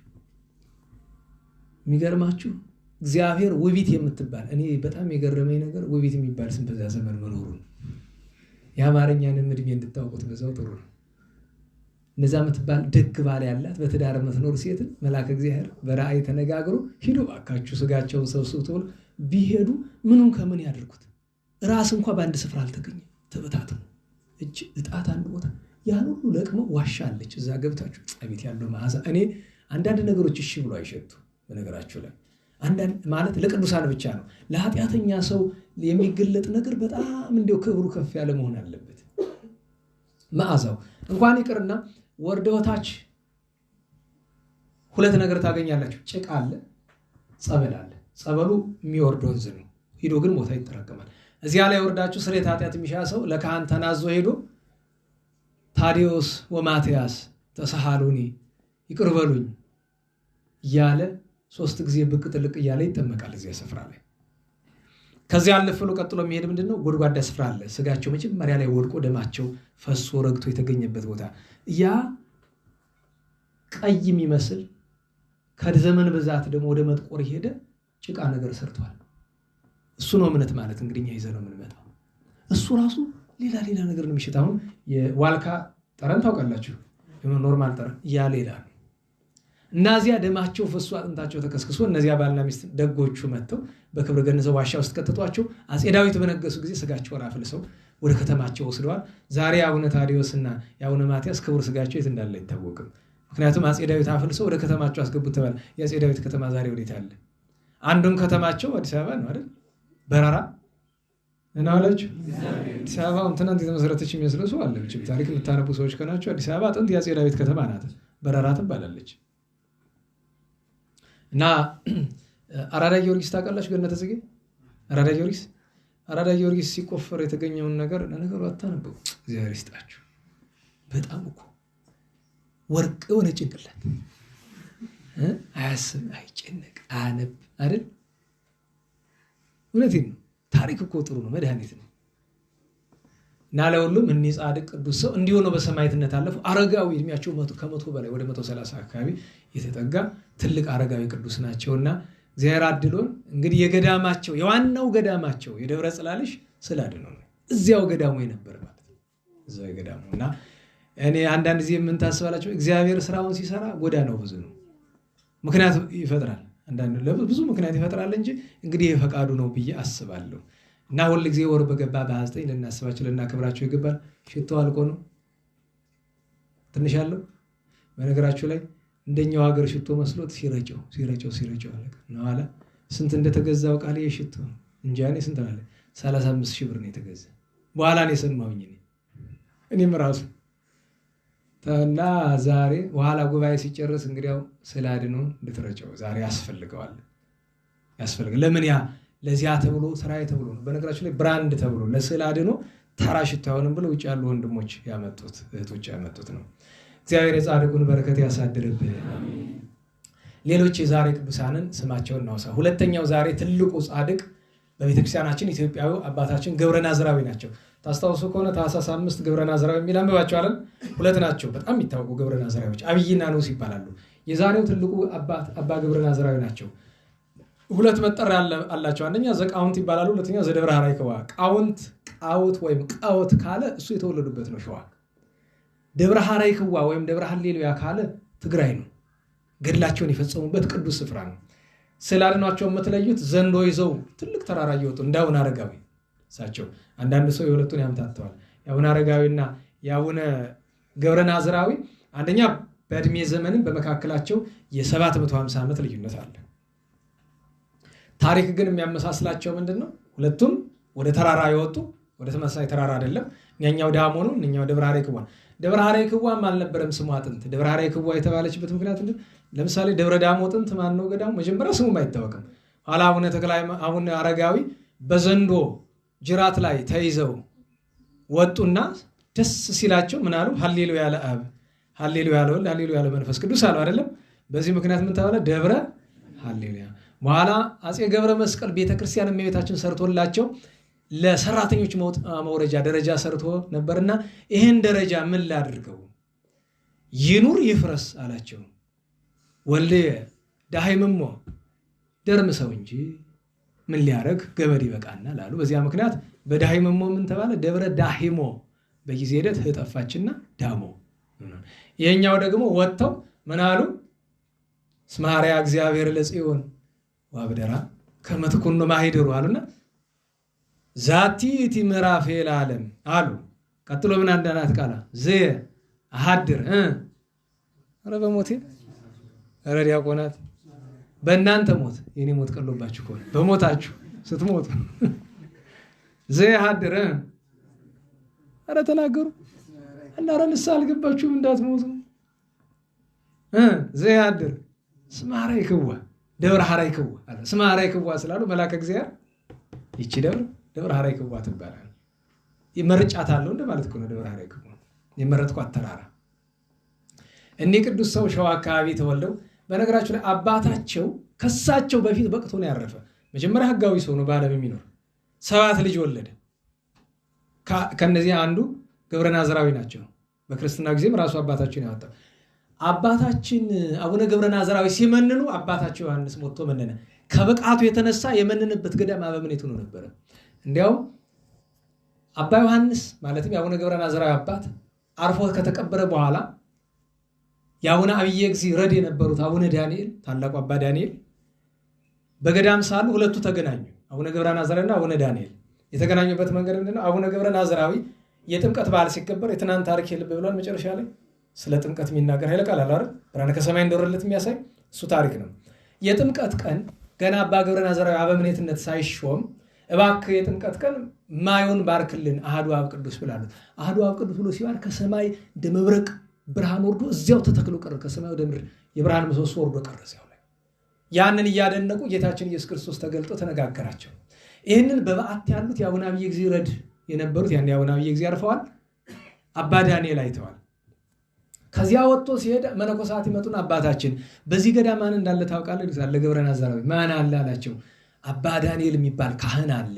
በበዓት ውስጥ እጁ ይጉር በሰንሰለት የታሰረ እህል ቀምሶ የማያውቅ ጨርሶ ይሄ የሚጾም አይደለም ጨርሶ የማይቀምስ እሺ ዝም በሉ አላቸው። እህል ያዘና ሄደ። ከአባ ዳንኤል በር ሲደርስ ከቤቱ የሚወጣው ከአባ ዳንኤል የሚወጣው ብርሃን አልፎ ተርፎ በመስኮት በበር እንደ ጎርፍ ይፈሳል። ጸሎት እያደረገ ስለሆነ አባ ዳንኤል አይ ወንድሜን አላቋርጠውም ብሎ ዞር ሲል ብርሃኑ ጠፋ። አባ ገብረ ናዝራዊ ሲዞር እና ድምፅ ሰማ። ኧረ አባቴ ገብረ ናዝራዊ ና እንጂ ግባ ምን አለው። አይ ወንድሜ ዳንኤል ጸሎትህን አላቋርጥ። አይ እኔ በመጣ እንጂ አቋርጠህ ታናግረኛለህ አንተ ና ግድ የለህም ግባ አለው። ከዚያ ጓደኞቹ ወዳጅ ሆኑ። ምን ልታረግ መጣ ግን አለው አባ ዳንኤል። አባ ገብረ ናዝራዊ ወንድሜ ፍቅር አድርግ ከኔ ጋር ራት እንብላ ብለናል። ምግብ አይበላም ብለውታል። ከዚያ ምን አለ አባ ዳንኤል አባቴ ሆይ እሺ ግን ፈጣሪ ኢየሱስ ክርስቶስን ልጠይቀው አንድ ሌሊት ታገሰኝ አብረን እንመገባለን አለው። እሺ ብሎ አባ ገብረ ናዝራዊ ሄደ። በዚያች ሌሊት አባ ዳንኤል ሲጸልዩ ማን መጣ? መድኃኒታችን ኢየሱስ ክርስቶስ መጣ። ወዳጄ ምን ፈልገህ ነው አላቸው። ወንድሜ ገብረ ናዝራዊ አባቴ ገብረ ናዝራዊ ምግብ አብረን እንብላ አለኝ። የኔን ነገር አንተ ታውቃለህ ምን ይሻላል አለ። አንተማ ምግብ አትበላም። አንተ ብቻ ሳትሆን ከዛሬ ጀምሮም ገብረ ናዝራዊ እህል እንዳይበላ እከለክለዋለሁ። ግን ከንቱ ክልከላ አይደለም እንካ ብሎ 10 የብርሃን ጽዋ በውስጡ በቋንቋ የማይነገር ውስጥ የሚጠጣ ነገር አለ። ያንን ከነሱ በቀር እኛ ልናውቀው አንችልም። 5ቱን አንተ ጠጣው፣ 5ቱን ገብረ ናዝራዊ ወዳጄ ይጠጣው። ከዚያ በኋላ ምድራዊ ምግብ የለም። ሲነጋ አባ ገብረ ናዝራዊ መጣ። እንዴት ነው አለው። እንግዲህ ፈጣሪ ይሄው 10 ጽዋ ሰጠኝ። ይህን ጽዋ 5ቱ ላንተ ነው፣ 5ቱ ለሌላ እግዚአብሔርን አመስግነው ጠጡት። ይህንን ከተመለከተ በኋላ አባ ገብረ ናዝራዊ የቅዳሴ ሰዓት ሲደርስ ዳንኤል አቤት ቀድስና ቁርበን አባቴ አንተ ቅዱስ ሰው እያለ እኔ ለምን ቀድሳለሁ? አንተ ቀድሳለህ፣ አንተ ቀድስ ብዙ ተከራከሩ። እባክህ ደስ አሰኘኝ ቀድስ አለ። አባ ዳንኤል እሺ ብሎ እየፈራ ገብቶ ቅዳሴ ሲቀድስ መንፈስ ቅዱስ በርግብ አምሳል ሲወርድ መድኃኒታችን ሲፈተት ድንቅ ድንቅ ኃይል በተለይ ሀበነት ታውቃላችኋል። በቅዳሴ ጊዜ እንደውም አንድ ሰው ምን ሲል ሰማ እናዋላችሁ በቅዳሴ ጊዜ መግባት ማይቻለችባቸው ሰዓቶች የምትል ትምህርት ሰው ነው ሰምቻለሁ። አንድ ሰው ሲል ነገሯ በቅንነት ናት። ግን የኛ ማህበረሰብ ጆሮ ጠመም ያለ ነው እና ቢጨንቀኝ እኮ ነው አለ። መጨረሻ ላይ ቢጨንቅም ቢሆን ህገወጥ ትምህርት የለም። በቅዳሴ ጊዜ አቋርጦ መግባት የሚቻልባቸው ሰዓቶች የሚባል ትምህርት ጨርሶ የለም። ይህንን ላሉት ወንድማችን ጉባኤ ቤት ያለ ሰው አልመጣም መሰል እንጂ አስዋሉ ነገሯቸው። የዛሬ ያለፈው እሑድ ወይ ወዲያኛው እሑድ ነው ያለ ትምህርት ጥሩ አይደለም። ጨርሶም ቢሆን በርም የለውም፣ በርም አይከፈትለትም። ማንም ሰው ከቶውኑ ቅዳሴ ከተገባ በኋላ ከቶውኑ ወደ ቅጽረ ቤተክርስቲያን መግባት አይችልም። ህዝቡ ስላልተማር አይማር፣ አስተምረው። ቤተ ክርስቲያን እንዳይርቅ ይራቅ። እንደዚህ የሚባል ቀልድ የለም። በእግዚአብሔር ህግ ስርዓት ላይ ቀልድ የለም። አስተምረው። በጣም ከጨነቀ 40 ክንድ ለካና አጥር ስራበት። ከዛ በኋላ ከ40 ክንዱ በኋላ ቅዳሴ ሲጀመር የሚመጣ ሲፈጸም የሚመጣ እሱ አንድ ነገር ነው። ታውቃላችሁ። እንደ ደብረ ሊባኖስ እንደ ሸንኮራ ዮሐንስ ሄዳችሁ ያያችሁ ካላችሁ ደብረ ሊባኖስ ደወል ስትደወል በራ ጥርቅም ነው የምትል ማንም ቢሆን አልሰማችሁም? ደብረ ሊባኖስ ቅዳሴን ተገብቶ ወዲያው እኮ ነው አሃዱ እንደተባለ አካባቢ ማን ይመጣል? አፄ ኃይለ ሥላሴ። እዚህ ያሉ ዘበኛ ያሉ መነኩሴ ናቸው። ይክፈቱ ንጉሱ መጥተዋል። ሰማያዊ ንጉስ ገብቷል። አትገቡ። አፄ ኃይለ ሥላሴ ደግሞ ትልቅ ሰው ናቸው። ደስ ነው የሚላቸው። በነገራቸው ላይ ደስ ነው የሚላቸው እንደዚህ ነገር ሸልሟቸው ነው ምናምን የሚባል እኮ በኋላ እያችሁ እና አፄ ኃይለ ሥላሴ ራሳቸውን ማስመለክ ይፈልጋሉ ምናምን የሚል ሰው ታው ክብር ማናችንም እንፈልጋለን፣ ግን ከቅጥ ያለፈ ነገር አይደለም። እና እንዲህ ያለ ነገር ሲሆን ለምሳሌ ጎንደር መጥተው አባ ተክለ ሃይማኖት የሚባሉ ነበሩ፣ ግምጃ ቤት የነበሩ። አባ ተክለ ሃይማኖት ማለት ሰይጣን የደበደቡት አባት ማለት ነው። እንደዚህ ባለው ምርቅ ሊመስላችሁ ይችላል። በ45 ዓመተ ምህረት ነው ያረፉ። ያ ማለትም የዛሬ ስንት ዓመት መሆኑ ነው? 70 ሊሆን ነው። ከዚያ 55 ከዚያ 15 ቢገጥሙ ስንት ይሆናል? 73 ዓመት ማለት ነው። ቅዱስ ናቸው። የመጽሐፈ መነኮሳት መምህር ናቸው። ቅዱስ ጻድቅ ናቸው። እና ሰው ሁሉ መሐራ ማለት የተዝካር ብሎ ሄዶ ብቻቸውን ቀርተዋልና አንድ ተማሪ ቀርቶ ኖሯል። በጣም ጻድቅ ስለሆኑ ፊት ለፊት መጥቶ ታገላቸው። ያንን የሚማን ነው የቀረው ተማሪ ጸሎት የማርያም እየደገሙ ዳሴ ማርያም እየደገሙ ነው በዱላ ተገልጦ ስለመጣ ማለት ነው። አላያችሁትም? የበቀደም የትናንት ስንክሳር ቅዱስ አካው አይልም? የቅዱስ አሮን የቅዱስ አካውን ታሪክ እንደዚያ እኮ እምሽክ አድርገው አባ ፈጣሪ ስም አምልሃለሁ ተወኝ ብሏቸው አለ። አባረው ሰደዱት። የሚገርማችሁ ያችን ዱላ እሳቸው መቋሚያ እሱ የተቀጠቀጠባትን ቅርስ ቦታ ተቀመጠች። ቀዳማዊ ኃይለ ሥላሴ እሷን ለማየት መጡ። ይህ ዝና ሰምተው እና አባ ተክለ ሃይማኖት አፄ ኃይለ ሥላሴን ሲያወሯቸው ምን እያሉ ነው?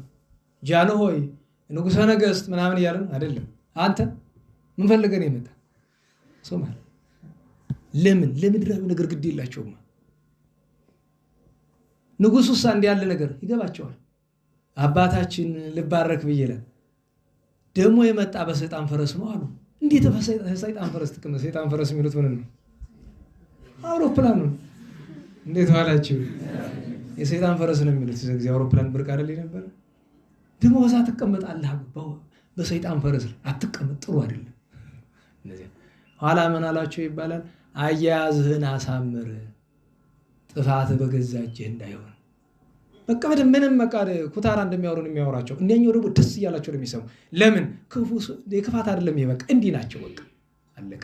ሰው ቅዱሳን እንደዚያ ናቸው። ሌላም ደግሞ አንድ አባት ነበሩ ይባላል። አንተ ምንድነው እንደሚያደርግ አታረፍም ምናምን ኩታራ እንደሚያወሩ ንጉሱን ነው እንግዲህ ዘሚሏቸው እንደ ኩታራ ማለት ነው። ግን ንጉሱ ፈሊጠኛ ናቸው። ሰው ይለያሉ። ከፊታቸው የሚልመጠመጥ ተንኮለኛ ሰው ሞልቷል። ያውቁታል። ያን ትልቅ ሰው ነው የነበሩ እኮ አፄ ኃይለ ሥላሴ። ነገሩን ያመጣው ቤተክርስቲያን በነገራቸው ላይ እንኳን በኢትዮጵያ በዛ ዘመን እንደ አፄ ኃይለ ሥላሴ ክቡር አለ በዓለም የትም ሀገር ሲሄዱ እኮ ተንቀጥቅጠው ነው የሚቀበሏቸው። እኔን ሰው ግን ያ መነኩሴ ንጉሱ መጥቷል ክፈት ሲባል ታው ሰማያዊ ንጉስ ገብቷል። ንጉስ አላውቅም ወደዛ አይደለም ቅዳሴ ሲያልቅ ነው የሚከፈት እዚህ በኋላ። ስለዚህ እንደዛ ለማድረግ ምንድነው የሚሻል? 40 ክንድ ትለካና ታጥረዋለህ። ጠባብ ከሆነ ቤተክርስቲያኑ ደግሞ ጨርሶ ተዘጋዋል። ሰው በአፋ አይቆይ ሄደጅም አይቆም። ምንድነው እሱ? እና እንዲህ ያለ ትምህርት ጥሩም አይደል። ቀዳዳ አትክፈቱ። እንዴት ዋላችሁ? ለሁሉም በቅዳሴ ጊዜ ሀበነ ላይ ብዙ ምስጢር አዩና ይህንን ምስጢር አዩ ማናቸው? አባ ገብረ ናዝራዊ ናቸው። ኋላ ሲጨዋወቱ አንድ ነገር ተነጋገሩ እና አባ ዳንኤል አባ ገብረ ናዝራዊ በቅዳሴ ጊዜ ምን ነበር አላችሁ? ኧረ ምንም አላየሁ ብሎ አባቴ ለእኔ ትሰውረኛለህ? ርግብ መንፈስ ቅዱስ ሲወርድ ጌታችን ብርሃኑን ሲገልጥ መላእክተ ሰማይን አይተሃል። ለምን እኩል ነው ያዩዋ? በጸጋ እኩል ናቸው። ከዚያ በኋላ አንድ ቀን መጥተው ምን ይሏቸዋል? አባ ዳንኤል ስለ አባቶት ምን ይላሉ? ስለ አባ ዮሐንስ አላቸው። አባ ገብረ ናዝራዊ እኔ ምን አላለውኝ አለ። አይ ከመቃብራቸው ሌሊት ብርሃን ይወርዳል እኮ ከአቡነ ዮሐንስ ማለት ነው። የስጋ ወላጅ እኮ ናቸው ለአባታችን አባ ገብረ ናዝራዊ። እውነትህን ነው አሉ። እንግዲህ የስጋ አባታቸው ስለሆኑ ጨነቃቸው። ጸልይ ዛሬ ሌሊት እግዚአብሔር እንዲገልጥልሃል። በሌሊት ብርሃን ሲወርድ ብቻ አይደለም ያዩት። አቡነ ዮሐንስ ራሳቸው መጡ፣ የስጋ አባታቸው። ልጄ ሆይ አይዞ በርታ በመንፈሳዊነት ብላቸው ጻድቁ አቡነ ዮሐንስ ተሰውሯል። እና አባ ገብረ ናዝራዊ አንድ ነገር ልንገራችሁ ላይ እሳቸውን የምንጨርስ ሰዓቱም እንዳይሄድብን። አባታችን ገብረ ናዝራዊ ባሉበት ስፍራ አንዲት ሴት ነበረች። አቡነ ገብረ ናዝራዊ የምትቀርብ መነኩሴ ናት። እቺ መነኩሴ በዓለም እያለች በጣም ጾር ያስቸግራታል። በነገራችሁ ላይ ሁልጊዜ ልምከራችሁ የክርስቲያን ሕይወቱ ጥንቃቄ ነው። ተናውላችሁ ቅዱሳን ከበቁ በኋላ በዝሙት አልወደቁም። አንዳንዶቹ አልወደቁም። ለምንድን ነው የተጻፈ ያ ታሪክ? እንድንጠነቀቅ ነው። ወኩሉ ዘተጽፈ ለተግሳጽ ዚያን ገስጽዎሙ እሱ ነው ገስጿቸው የሚለውም ለዚህ ያስኬዳል። በጣም አትንዘላዘሉ። ንጽህናችሁን ጠብቁ። በአይምሯችሁ የፈለገ ፈተና ቢመጣ አይምሯችሁ ላይ ግቱት፣ ወደ አፋችሁ አታውጡት። በተለይ የዝሙት ፈተና ካፋችሁ አታውጡት። ለካህን ወይ ለሚመክራችሁ ሰው ካልሆነ ቀር ካፋችሁ አታውጡት፣ ይገናል። ጥንቃቄ ማድረግ ነው። ከዚያ ደግሞ በጊዜው ጊዜ ማግባት ነው። የሚመንን ከሆነ እቺ ሴት ጾር በጣም ሲያስቸግራት ምን አለች? በጋብቻ ውስጥ ሆኜ አልችለውም ብላ መነኮሰች። እጥፍ ሆነ። ተሰቃየች ስላችሁ በነገራችሁ ላይ ይሄ የዝሙት ጾር የሚያሰቃያችሁ ሰው መቼስ እኔ ከኃጢአቴ ብዛት የተነሳ አንዱ ትልቁ ኃጢአቴ ይመስለኝ ከኃጢአቴ ብዛት በላይ የሰው ኃጢአት መስማቱ እየመጣ የሚያማክረኝ የማትሰሙት ነገር የለም። አንዳንዱ ነገር በነገራችሁ ለጆሮ የሚከብዳል።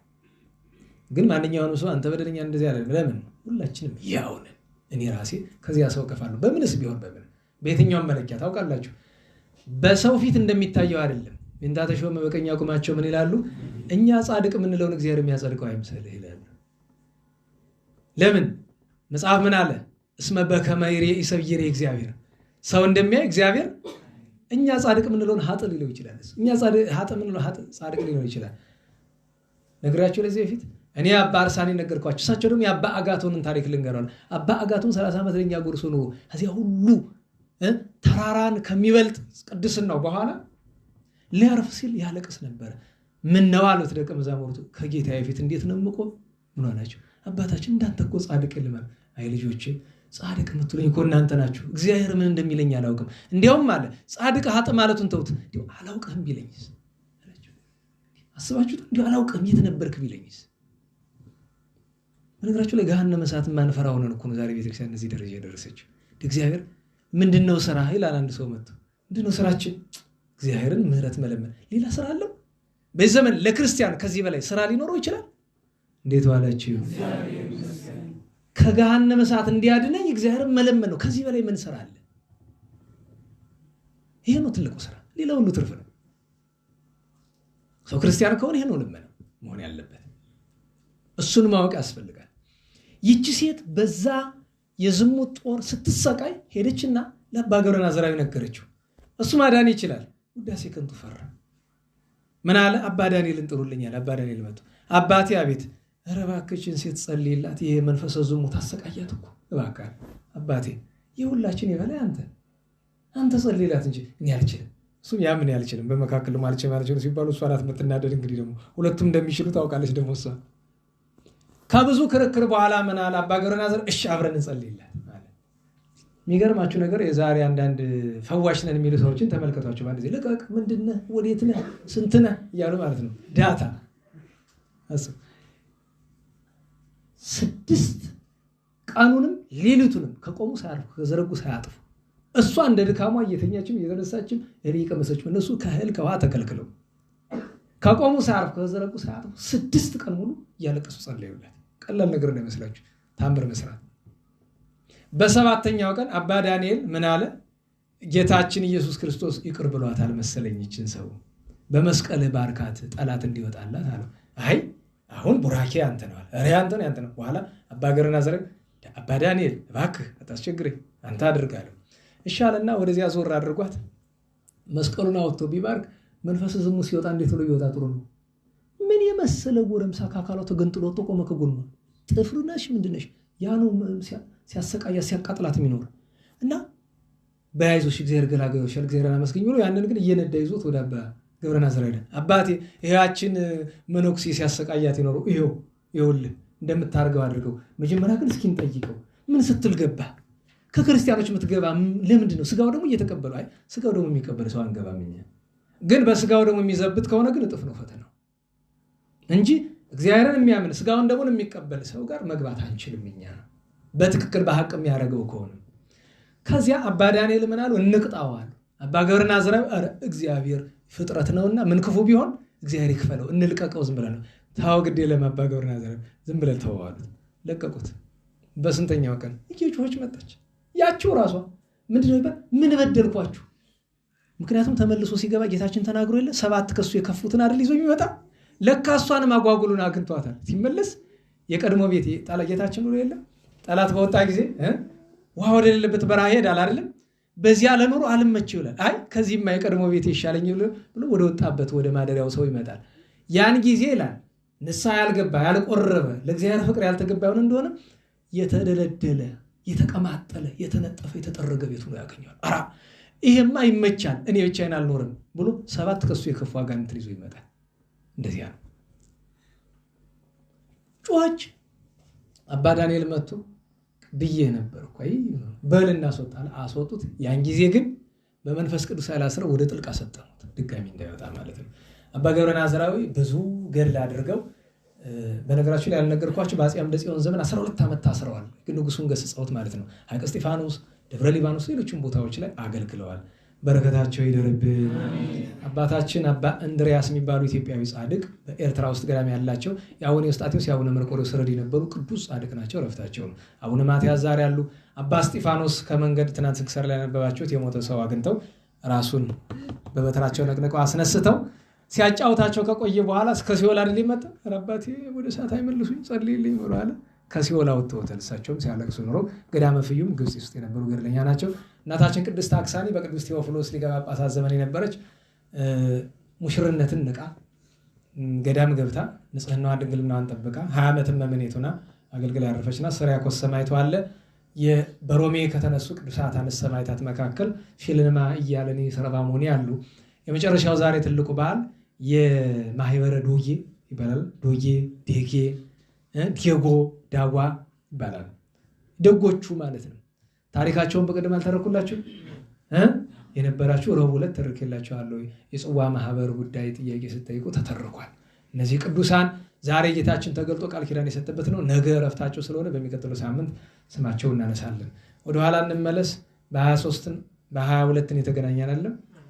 23ንም ቅዱስ ዳዊት ስለነበረ ወርሃዊ መታሰቢያ ስለነበረ ቅዱስ ጢሞቴዎስ ሐዋርያውን፣ ጻድቅ ቴዎዶሲዮስን፣ ጌርሎስ አትናቴዎስን እንደዚሁም የቆየጻ ሰማዕታት ግራኝ የገደላቸው 500 ቅዱሳን የገዳመ ቆየጻ መነኮሳትን ሌሎችን በዓላትን አስበናል። በ24 አቡነ ተክለ ሃይማኖት ከቁመት ብዛት እግራቸው የተሰበረበት ነው። የዛን ቀን ጉባኤ ስለነበረን ጥቂት ተርከናል። እዚያ የአብየ ጊዜ ማህበረተኞች እግራቸው የተሰበረበት መታሰቢያ ነው። ቅድስት እናታችን ማርያም፣ ታላቁ አባ አብሳዲ፣ ሰማዕቱ ቅዱስ ቢፋ እና ኢትዮጵያዊ ጻድቅ የደብረ ሊባኖስ 9ኛው አበምኔት አባታችን መርሃ ክርስቶስ ጻድቁ ዓመታዊ በዓላቸው ነው። ደህና ዋላችሁ። መልካም እንግዲህ ያ ሰውዬ ደህና ዋላችሁ እያልክ ልብ አታፍስ ብሎኛል። መጨመሪ ነው በደንብ እዚህ በኋላ በየደቂቃው ነው እንግዲህ ልቡም ከፈሰሰ እንዲፈስ እግዚአብሔር ይመስገን ብሎ ልብ ቢፈስ እኮ ሰማዕትነት ነው። አይፈስም እንጂ 24 ሰዓት ስብሐት እግዚአብሔር እያደረሱ ያልፈሰሰ ልባቸው ነው። እዚህ አሁን 20-30 ጊዜ እግዚአብሔር ይመስገን ስላልክ የሚፈስ እና የዚያን ቀን እነዚያ በዓላት ነበሩ ለማለት ነው። በ25 ነው ቀጥሎ 25 ነው ቅዱስ መርቆሪዎስ ተምረናል አይደል? በመሻሹ ታምር ያደረገበት ዓመታዊ በዓሉ ነው። ያን ቀን ቅዱስ ሰብስቲያኖስ ወይም ሰባስቲያን አለ። ብፁዕ ጴጥሮስ አለ በምጽዋት የሚታወቀው አባታችን ሕፃን ሞዓ በደብረ ሊባኖስ አሉ። ባስልዮስ ጎርጎርዮስ አሉ። በ26 ጥር 26 49 አረጋውያን መነኮሳት ሰማዕታት ናቸው። ታውቁ የለ በቴዎዶሲዮስ ዘመን በርበር አረማውያን መጥተው ያረዷቸው። አንድ የሚገርም ባለፈው የሆነ ታሪክ ነግሬያቸዋለሁ። በግብፅ ጥፋት ሊመጣ ሲል በገዳማት ላይ በሰማይ ታላቁ መቃርዮስ የቅዱሳን ሁሉ አባት ሄዶ ጌታችንን ለመነ፣ አታጥፋቸው አለ። ጌታችን ምን አለ? የለም አጠፋቸዋለሁ አትለመነኝ ብለዋል። ከሱ ተከትሎ 49 ቅዱሳን ነው የሱ አርዴት ናቸው። 47ቱ መጥቶ አራት አጥፋ አሉት። እሺ አላጠፋም ለእናንተ አላቸው። እና ባለፈው ምን አልኳችሁ? ከ49ኙ መነኮሳት ማን ይበልጣል? አባ መቃርስ ይበልጣል አይደል? ለምንድን ነው ጌታችን እንደዚህ ያለ? ከጽድቅ ሰማዕትነት ይበልጣል ብሎ ጽድቅና ሰማዕትነት ነው እንጂ ደቀ መዛሙርትና መምህሩን እያነጻጸረ ለአባ መቃርስ የሚበልጥ የአባ መቃርስ ረድ የለም ከቶ። ነገር ግን ሰማዕትነት በቤተክርስቲያን ከፍ ያለ ዋጋ በቤተክርስቲያን ምን ይባላል?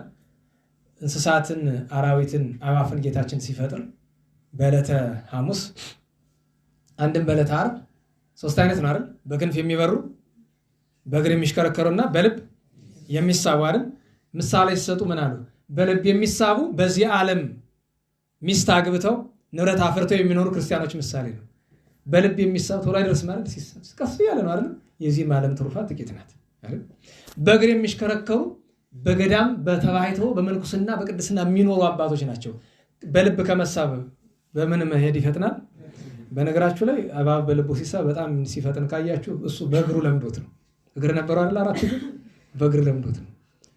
በእግር የሚሮጥ እንደሚፈጥን ሁሉ ከሰባ ዓለም ደግሞ በቅድስና ማን ይበልጣሉ? ባሕታውያን መነኮሳት ይበልጣሉ።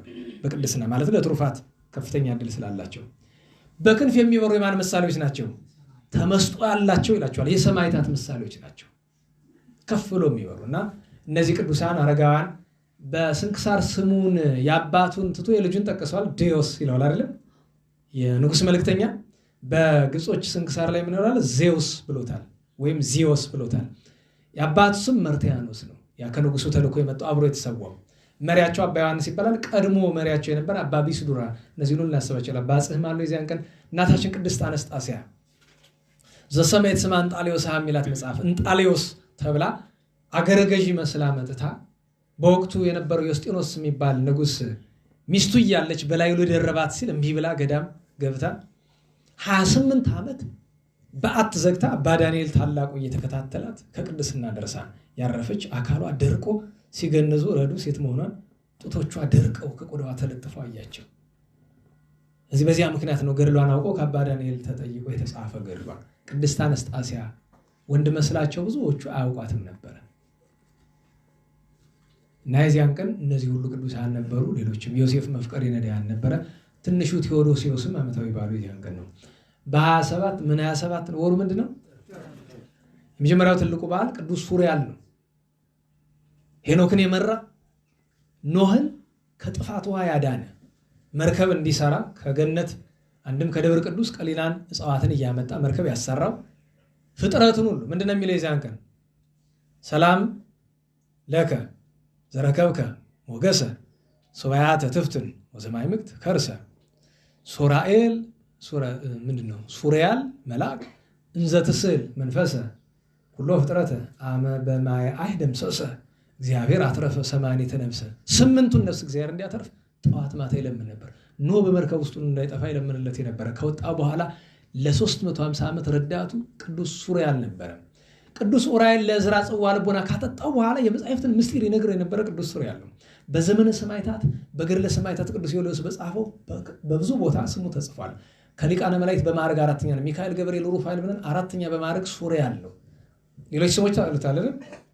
ሱሪኤል ይባላል፣ ሱሪያል ይባላል፣ ሳፍራ ይባላል። እንደዚሁ ነው ምን ይባላል? እስራኤልዩ ይባላል። እና በእውነቱ በአንዳንድ መጻሕፍት ኡራኤልና ሱሪያል አንድ ናቸው ይላል። ያልቀና ነገር ነው። የተለያዩ ናቸው። የተለያየ ለመሆናቸው ቁልጭ ያለው ማስረጃ ሌላ አይደለም። መጽሐፈ ሄኖክ ላይ ሁለቱንም ጠርቷቸዋል በተለያየ ስፍራ። እንደገና ደግሞ በአንድነት ጠርቷቸዋል። በአንድነት ጠርቷቸዋል። ሁለቱን አንድ አድርጎ ሳይሆን እገሌ ወገሌ ብሎ ማለት ነው። ወ ከተጨመረ ሌላ ነው። እሱንም ማስተዋል ይገባል። ያን ቀን ነቢዩ ቅዱስ ሄኖክ ያደረገበት ነው። የሄኖክን ጽድቅ ታውቃላችሁ። ኃጢአት በበዛበት ደቂቀ ሴት ከደቂቀ ቃየል በተገላቀሉበት ጽድቅ ኃጢአትን ማሸነፏ ቀርቶ ኃጢአት ጽድቅን ባሸነፈችበት በዚያ ዘመን አካሄዱን ከእግዚአብሔር አድርጎ ከምግብ ተለይቶ በደብረ ቅዱስ 7 ዘመን አልቅሶ እግዚአብሔር ከምን ሰወረው? ከሞት። ሊቁ ይህን አይቶ ምን አለ? እግዚአብሔርን ሲያመሰግነው በአቤል አፍርሆሙ ወሄኖክ አንቁሆሙ። በዚያ ዘመን የነበረውን ሰው በአቤል ምን አረጋቸው? አስፈራራቸው። ምን አለ ብሎ? ሞት። ወሄኖክ አንቆሙ፣ እንደ ሄኖክ ደግሞ ከሞት ማምለጥ አለ ብሎ በሄኖክ ልባቸውን አነቃ። ሄኖክ ማለት ተሐዳሲ ተሐድሶ ማለት ነው። ብልሄት እንዳያገኘው ከምግብ ተከልክሎ የገባ ነው። እችም ተሐድሶ የሚለውን ቃል ሰዎች ለክፉ ተጠቀሙበት እንጂ እኛ የምንጠላው አይደለም። ተሐድሶን የምንጠላው መቼ ነው? ሃይማኖት ይታደስ፣ ቤተክርስቲያን ይታደስ ሲሉ እንጠላዋለን። የሰው ልጅ ያረጀ አካሉ በንስሐ ይታደስ ሲባል ግን በጎ ነው አይደለም? በጎ ነው አይደል? የድሃ ቤት የፈረሰ የድሃ ቤት ቢታደስ ጥሩ ነው። እንዲህ ያለ ተሐድሶ የድሃ ቤት ቢያድሱ ጥሩ ነው። የቆሸሸ ሰውነት በንስሐ ቢታደስ ጥሩ። ቤተክርስቲያን ግን ከቶ አትታደስም። ሃይማኖት አይታደስም። እግዚአብሔር አይታደስም ከቶ። ለምን? ብልየት አያገኘውም። ቅዱስ ሄኖክ ጢሞቴዎስ ሐዋርያው ፍልሰቱ ነው። ታላቁ አባ ቢፋሞን ወደ ሰማዕትነት ሲሄድ እንዴት ነው ሄደ? ነጭ ለብሶ ነጭ ጭራ ይዞ አይደል? በነጭ ፈረስ ተቀምጦ አይደል? ለምን? ወደ ሰርግ ነው የሚሄደው። የቅዱሳን በነገራቸው ላይ ታምረ ማርያም ላይ ያለ አንብቡት ታሪኩን። እመቤታችን ስትጎበኘው፣ ስታጽናናው፣ ስታበረታው ጌታችን ሲያነጋግረው ይገልጣል። ሀገራውሲም ማለት ምስር የአሁኗ ካይሮ ወይም ኦልድ ካይሮ የሚባለው የዚያ ክፍል የነበረች ናት። ሌላው የዚያን ቀን አባ ሰራቤዮን ሰማዕት ነው። ሀገረ በብኑዲ የተነሳ ደገኛ ሰማዕት ነው። በ28 ጥር 28 ጌታችን ህብስት አበርክቶ ያበላበት ነው። 2 ጊዜ አይደል ህብስት ያበረክት? አንድ ጊዜ በ5 ህብስት አይደል? አንድ ጊዜ በ7 ህብስት አበርክቶ። 2 ጊዜ ነግራችኋለሁ አይደል? ጌታችን ህብስት ሲያበረክት 4 ነገር አድርጓል ይላል አባቶቻችን። እስቲ እንደው ይሄን እርግጠኛ ነኝ አንድ 10 ጊዜ ነግሬያችሁ ይሆናል። በሐተታም በጥሬ ዘርም ጌታችን ሲያበላ መጀመሪያ አበርክቶ ያበላቸው ውሃ ዳር ላይ ነው። ያዙ ምን ላይ? እንግዲህ ሌላ ጊዜ ስጠይቁን እንትን እንዳትሉ። ሁለተኛ ከከተማ ውጪ ነው፣ በረሃ ነው። ከተማ በአካባቢው የለም። እንዴት ዋላችሁ? ሶስተኛ ሰርክ ላይ ነው፣ ሊመሽ ሲል ነው። አራተኛ ያበረከበበት ስፍራ ሳር አለው መቀመጫ። ለምን? አይሁድና ሴት ምክንያት ይወዳሉ ይላሉ። እንግዲህ ሴቶች እንግዲህ ትርጓሜ ነው የሚላችሁ ነው አይደል? አይሁድና ሴት ምክንያት ይወዳሉ። ዛሬማ ወንዱም ሴቱ ነው የሆነ ነገር ሲባል አጥፍቻለሁ፣ አርማለሁ ወይም ደግሞ ዞር በልልኝ ትክክል ነኝ እንደማለት ምክንያት። እንዲህ እኮ ሆኖ ነው እንደዚያ እኮ ሆኖ ነው እንደ ሴት። ዛሬ ሴቱ ተሻለ፣ እናንተ ደህና ናቸው። ትርጓሜ እንደ ሴት ያለ ግን በዛ ዘመን ለነበረው ሴት ሊሆን ይችላል። ኧረ ለምን አቆላምጣችኋለሁ እናንተን ነው ያገባን። ምክንያት አታብዙ ምለሽ ታረሚ ስትበይ መታረም። አይሁድና ሴት ምክንያት ይወዳሉና ግን እናንተን ከአይሁድ ጋር ማነጻጸሩ አይደለም። እንዲህ ብሎ ነው እኮ ነው። እና ከውሃ ዳር ያደረገበት ምክንያት አይሁድ በተፈጥሯቸው ካልታጠቡ መብላት አይወዱም። አይሁድና ሰላም መገለጫቸው ውሃ ይወዳሉ። በሁሉ ጊዜ መታጠብ ነው የሚወዱ አይደለም? እንደዛ ነው። ስለዚህ በቆሸሸ እጃችን ለመብላት ተጠይፈን ስላልበላ ነው እንጂ በርክቶ አይደለም እንዳይሉ። ሁለት ሳር አለ አይደለም? ቆርጠጥ ብለው የበሉት ምግብ ሆድ በጉልበት ይያዛል አይደል? አይመችም። መቀመጫ አልመቸን ብሎ መቼ በልተህ ነው እንዳይሉ ጥሩ ሳር ያለበት ስፍራ ወስዷቸዋል። ሶስተኛ ምሳችን ጥርግ አድርገን በልተን የለ እንዳይሉ እስኪመሻ ቆይቷቸዋል እያስተማረ። አራተኛ የመጨረሻው ምንድን ነው? ከከተማ አወጧቸዋል። ጎበዝ ደቀ መዛሙርት አሉ እየተሯሯጡ ከከተማ እየገዙለት እንዳይሉ ምክንያት አሳጣቸው። እንዲያውም ይህንን አበርክቶ ካበላቸው በኋላ ምን አሉ? በአማን ዝንቱ ውእቱ ነቢይ፣ ይህስ በእውነት ነቢይ ነው ዘመፃ ውስጥ አለ ብለዋል። ወፈቀዱ ይምስጥዎ ነጥቀው ወያንግስዎ ሊያነግሱ ተወደዱ አለ። ወተግሰ እምኔሆሙ ራቃቸው የዛን ጊዜ ይላል። እና አበርክቶ ያበላ መድኃኔዓለም እኛ እኮ ፍቅሩን 1 አርምሞውን 2 ትዕግስቱን 3 ትሕትናውን 4 ንጽህናውን 5 ሌላው እንዲያበረክትልሻል። ህብስቱን በዚያ ተርጉመን እናገረዋለን። መድኃኔዓለም ይማረን። የዚያን ቀን ቅዱስ ቀሌምንጦስ 7 ጊዜ ሞቶ የተነሳ በ5 አውደ ምኩናን 7 ጊዜ ሞቶ የተነሳ የአክሮሲያ ልጅ ከሀገረ ኪራስ የሮም ግዛት ናት። ሰማዕትነቱ ነው። ቅዱስ አካው ሰይጣን ሊፈትነው ሞቶ ጥርቅጥም አድርጎ ደብድቦ አስጭፎ አስለፍልፎ የሰደደው በኋላ ሰማዕትነት ያለፈ ግብፃዊ መነኩሴ ነው ቅዱስ አካው። ሌላኛው ዮሴፍ አይሁዳዊ ነው። የዮሴፍ አይሁዳዊን ታሪክ ገና ነው ከባለፈው ነው እንጂ ሰዓቱ እንኳ ሄዷል። ዮሴፍ አይሁዳዊ በታምረ ማርያም አለ። ልብ አላላችሁት ካልሆነ በቀር በስንክሳር ብቻ ሳይሆን በታምረ ማርያም አለ። ዮሴፍ አይሁዳዊ ነው። የአይሁዳዊ ትምህርት ሊማር ሲሄድ በመንገድ የክርስቲያኖች ትምህርት ቤት አለ፣ ቤተክርስቲያን። እናቱ ምን አላት? አብሬ ልማር አላት። ሲያለቅስባት አስገባቸው፣ ይማራል። ታዲያ ሲጨዋወቱ ምን አላችሁ? ሲጨዋወቱ ስርዓት እንትን አመጡ፣ መንፈሳዊ ጨዋታ አመጡ። እስቲ አንተ ቄሱ፣ አንተ ዲያቆን፣ አንተ ጳጳስ ምናምን ብለው ከዛ ውሃ አለ እዛ የሚጫወቱበት አካባቢ ላይ ማን ይጠመቅ ዛሬ ይባላል። ዮሴፍ ይጠመቅ፣ አጠመቁት። የጨዋታ ነው እንግዲህ። ከዛ አንደኛው ጓደኛው ከጨዋታው በኋላ ኧረ ቅዳሴ የደረሰ ልቆርብ ነኝ ብሎ ሲሄድ ዮሴፍ ልሄድ ክርስቲያን አሁን አጠመቃችሁ አይደል ዘመን ሄዶ መቁረብ። እንግዲህ አንዳንዱ ደግሞ አያስተውልም። እኛም ስፍራ አንዳንድ ሰዎች እንዲህ ብሎ አልፎ ዝም ብሎ በነገራችሁ ላይ የነፍስ አባት ሳይመሰክርለት ማንም ሰው ከመቁረብ አይችልም። በጥንት ዘመን እንደዛ ነው የነበረ። ያለፊያ ገዳሚ ሁሉ በታምረ ማርያም አለ አይደል? አንዱ ስላም ሄዶ ቁርባኑን ባፉ ይዞት ሄዶ በገድለ አቡነ ዮሐንስ ዘውር አለ አይደል? የወራው ዮሐንስ እዚያ ሄዶ አሞራ ላይ በጣጥቆ ይበላው ያንን ሄዶ አዋርዳለሁ መስሎት እሱ እና ቆርቦ ከቤቱ ሲሄድ አባትየው ማታ ገብቶ እናቱ በልብ ክርስቲያን ሆናለች። በኋላ በነገራችሁ ላይ ተደብቃ ነው ግን አባቱ ምንድን ነው የሚሸተኝ ይላል። ምን ሸተተ ትለዋለች። እንዴ ነፍስ ከስጋ የሚለይ ነገር ነው እንዲሁ ይህ ምን መዓዛ ነው ይላል። ኋላ ቢያይ ያለመጣለታል። ይህ ጠረን ከዚህ ኩታራ ይመስላል፣ እዚህ ሕፃን ይመስላሉ። ቢጠጋ ከሱ ነው እንግዲህ ሲቆርቡ እውነትም ቁርባኑ ተዋህዶታል። ምክንያቱም ሕፃናቱ ሲያቆሩት መንፈስ ቅዱስ ሲያጠምቁት አብሮ አጥምቆታል። ለካ አንተ ምንድን ነው የሸታ አለው። ሕፃን አይደል አይደብቅም። እንደዚህ አድርጎ አጥምቆኝ ኋላ እጄ ቆረብኩ። እንኳን ቁርባን ስሙን ሲጠራኛ ምን ጠላ ሰዎች እኮ ነን። እንዴት አድርገው ብሎ ብስጭቱን መቆጣጠር ቢያቅተው እንደ ልጅ አይደል መቅጣት ይፈልጋል። ምድጃ አለ፣ የእሳት ምድጃ፣ የጥንት የእሳት ምድጃ ወሸባ ቤት ማድረጊያ ነውና ቤት ይሰራና እዛ ሙሉ ላይ እንጨት ይደረደርበታል፣ እሳት ይነዳል። ከዚያ ፍሙ ሲመርት ወይም የፍም ምርት ሲፈጠር ከዚያ በኋላ እንዳይጠፋ ይጨምሩበታል። ለረጅም ዓመታት አይጠፋም። እዛ ውስጥ በላይ ነው የሚገባው። በውስጥ እንጨት ነው የሚያስገቡበት። በላይ ወስዶ ቀዳዳ አለው ጣሉ። እዛ ውስጥ ምንም ነገር አይገኝም። በዛ በኋላ እንኳን የሕፃኑ ማንም ቢገባ ግን ሲጥለው እናት ተለየች። ልጇን እያለቀሰች ትፈልጋለች።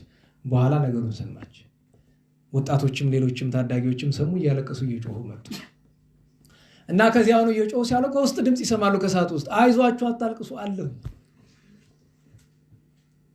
ግርማቸው እንዴት አሉ። በእመቤቴ ማርያም ረድኤት አለሁኝ አይዟችሁ አላቸው። ከዚያ የሚከፈትበትን ቦታ ከፍቶ ለማውጣትም ጭንቅ ነው፣ አይመችም። እዚያ ውስጥ መግባት አይቻልም። ከዛ እንጨት የሚገባበትን አጽርቶ ፊት ለፊት ሲመለከቱት ቁጭ ብሏል እሳቱ ማለት ነው። የሰለስቱ ደቂቅ ነገር እኮ ለጥቂት ጊዜ ነው አይደል? 7 ቀን ሙሉ ቁጭ ብሏል። ኋላ ይዘውት ሲወጡ ቅር አለው። ባልመጣችሁ በወደድኩ 7 ቀን ሙሉ አቅፋ ስታጫውተኝ ነበረች እኮ ንግስቲቱ አለ። ንጽህና ጥሩ ነው። ቅንነት ደግሞ እኮ ጋራማዊነት ተመልሶ ነው። ኋላ አባቱን ቤተሰቦች ምን ታመራይተው ተጠመቁ። መንኖ በረሃ ገባ። እመቤታችን 28 ዓመት ሲለምናት ኖሮ እመቤታችን በእረፍቱ ቀን ታቅፋ ከመላእክት ጋር በክብር አሳርገዋለች። እግዚአብሔር በረከቱን ያሳድርብን። የዛሬውን 29 ተነጋግረናል። ነገ 30 ነው ትልቁ በዓል። እናታችን ቅድስት ኦርኒ ሐዋርያዊት በ5 ነገስታት መከራ የተቀበለች፣ ቅድስት ሶፊያ ልጆቿ ጲስጢስ፣ አላጲስ፣ አጋጲስ ደህና ዋላችሁ። በቀደም ስለ ጽዋ ማር ስንነጋገር የሐዋርያት ማይዳቸው ስሙ ምን ነበር አለ? አንድነታቸው አጋፒ ይባላል። አጋጲስ እና አጋፒ የቋንቋ ልዩነት ተመሳሳይ ነው። ምክንያቱም አጋጲስ ማለት ፍቅር ማለት ነው። ፍቅር ማለት ነው። ጲስጢስ፣ አላጲስ፣ አጋጲስ ያው እምነት፣ ተስፋ፣ ፍቅር ነው። እናታቸው ሶፊያ ጥበበ ክርስቶስ ተብሎ ተርጉሟል። እናታቸው ቅድስት ጤቅላ ወይም ጤቀላ 4 ደናግል ማርያም፣ ማርታ፣ አብያምና አመት አሉ። ታላቁ ሊቅ ንባቤ መለኮት ቅዱስ ጎርጎርዮስ፣ አባ ክርስቶስ ሶርያዊ መነኩሴው፣ አባ ሚናስ ግብፃዊ፣ ሌሎችም ቅዱሳን ነጋመታዊ ባላቸው፣ ጻድቃነ ዳዌ ነጋመታዊ ባላቸው። በአንድ የካቲት 1 ቀን ጉባኤ ቁስጥንጥንያ ነው። 3ቱ ምዕት የሚያከብር ሰው አብሮ ማክበር አለው። 3ቱ ጉባኤያት በሙሉ እንዳንድ ነው የምንቆጥራቸው። 150 ቅዱሳን ሊቃውንት። ቅዱስ ጴጥሮስ ተፍጻሜተ ሰማዕት አለ። ታላቁ ኢትዮጵያ አባ ሲኖዳ ፍልሰቱ ነው። እንደዚሁም አቡነ እንድርያስ የሚባሉ ኢትዮጵያዊ ጻድቅ ዓመታዊ የዕረፍት በዓላቸው። በ2 ሐዋርያው ቅዱስ ቶማስ ታምራቱ ነው። ታላቁ የመጀመሪያው ባህታዊ ቅዱስ አባ ጳውሊ ያለ፣ አባ ለንጊኖስ፣ አባ ጴጥሮስ፣ አባ ሉኪያኖስ የሚባሉ ቅዱሳን ሁሉ የዚያን ቀን አብረው አሉ። የሰማችሁ ነው። በ3 ሶርያዊ ወለባሃዊ ቅዱስ ኤፍሬም ፍልሰቱ ነው ዳሴ ማርያም የደረሰው። ታላቁ መላእክትን የመሰለ አባ ጳውሊና በቤተክርስቲያን ታሪክ ስህተት እንዳንሰራ ለጥንቃቄ የመጀመሪያው ተጠቃሽ አባ ያዕቆብ ነው። እንደ ማዕረግ ስም ተሰጥቶታል። ምን ተብሎ?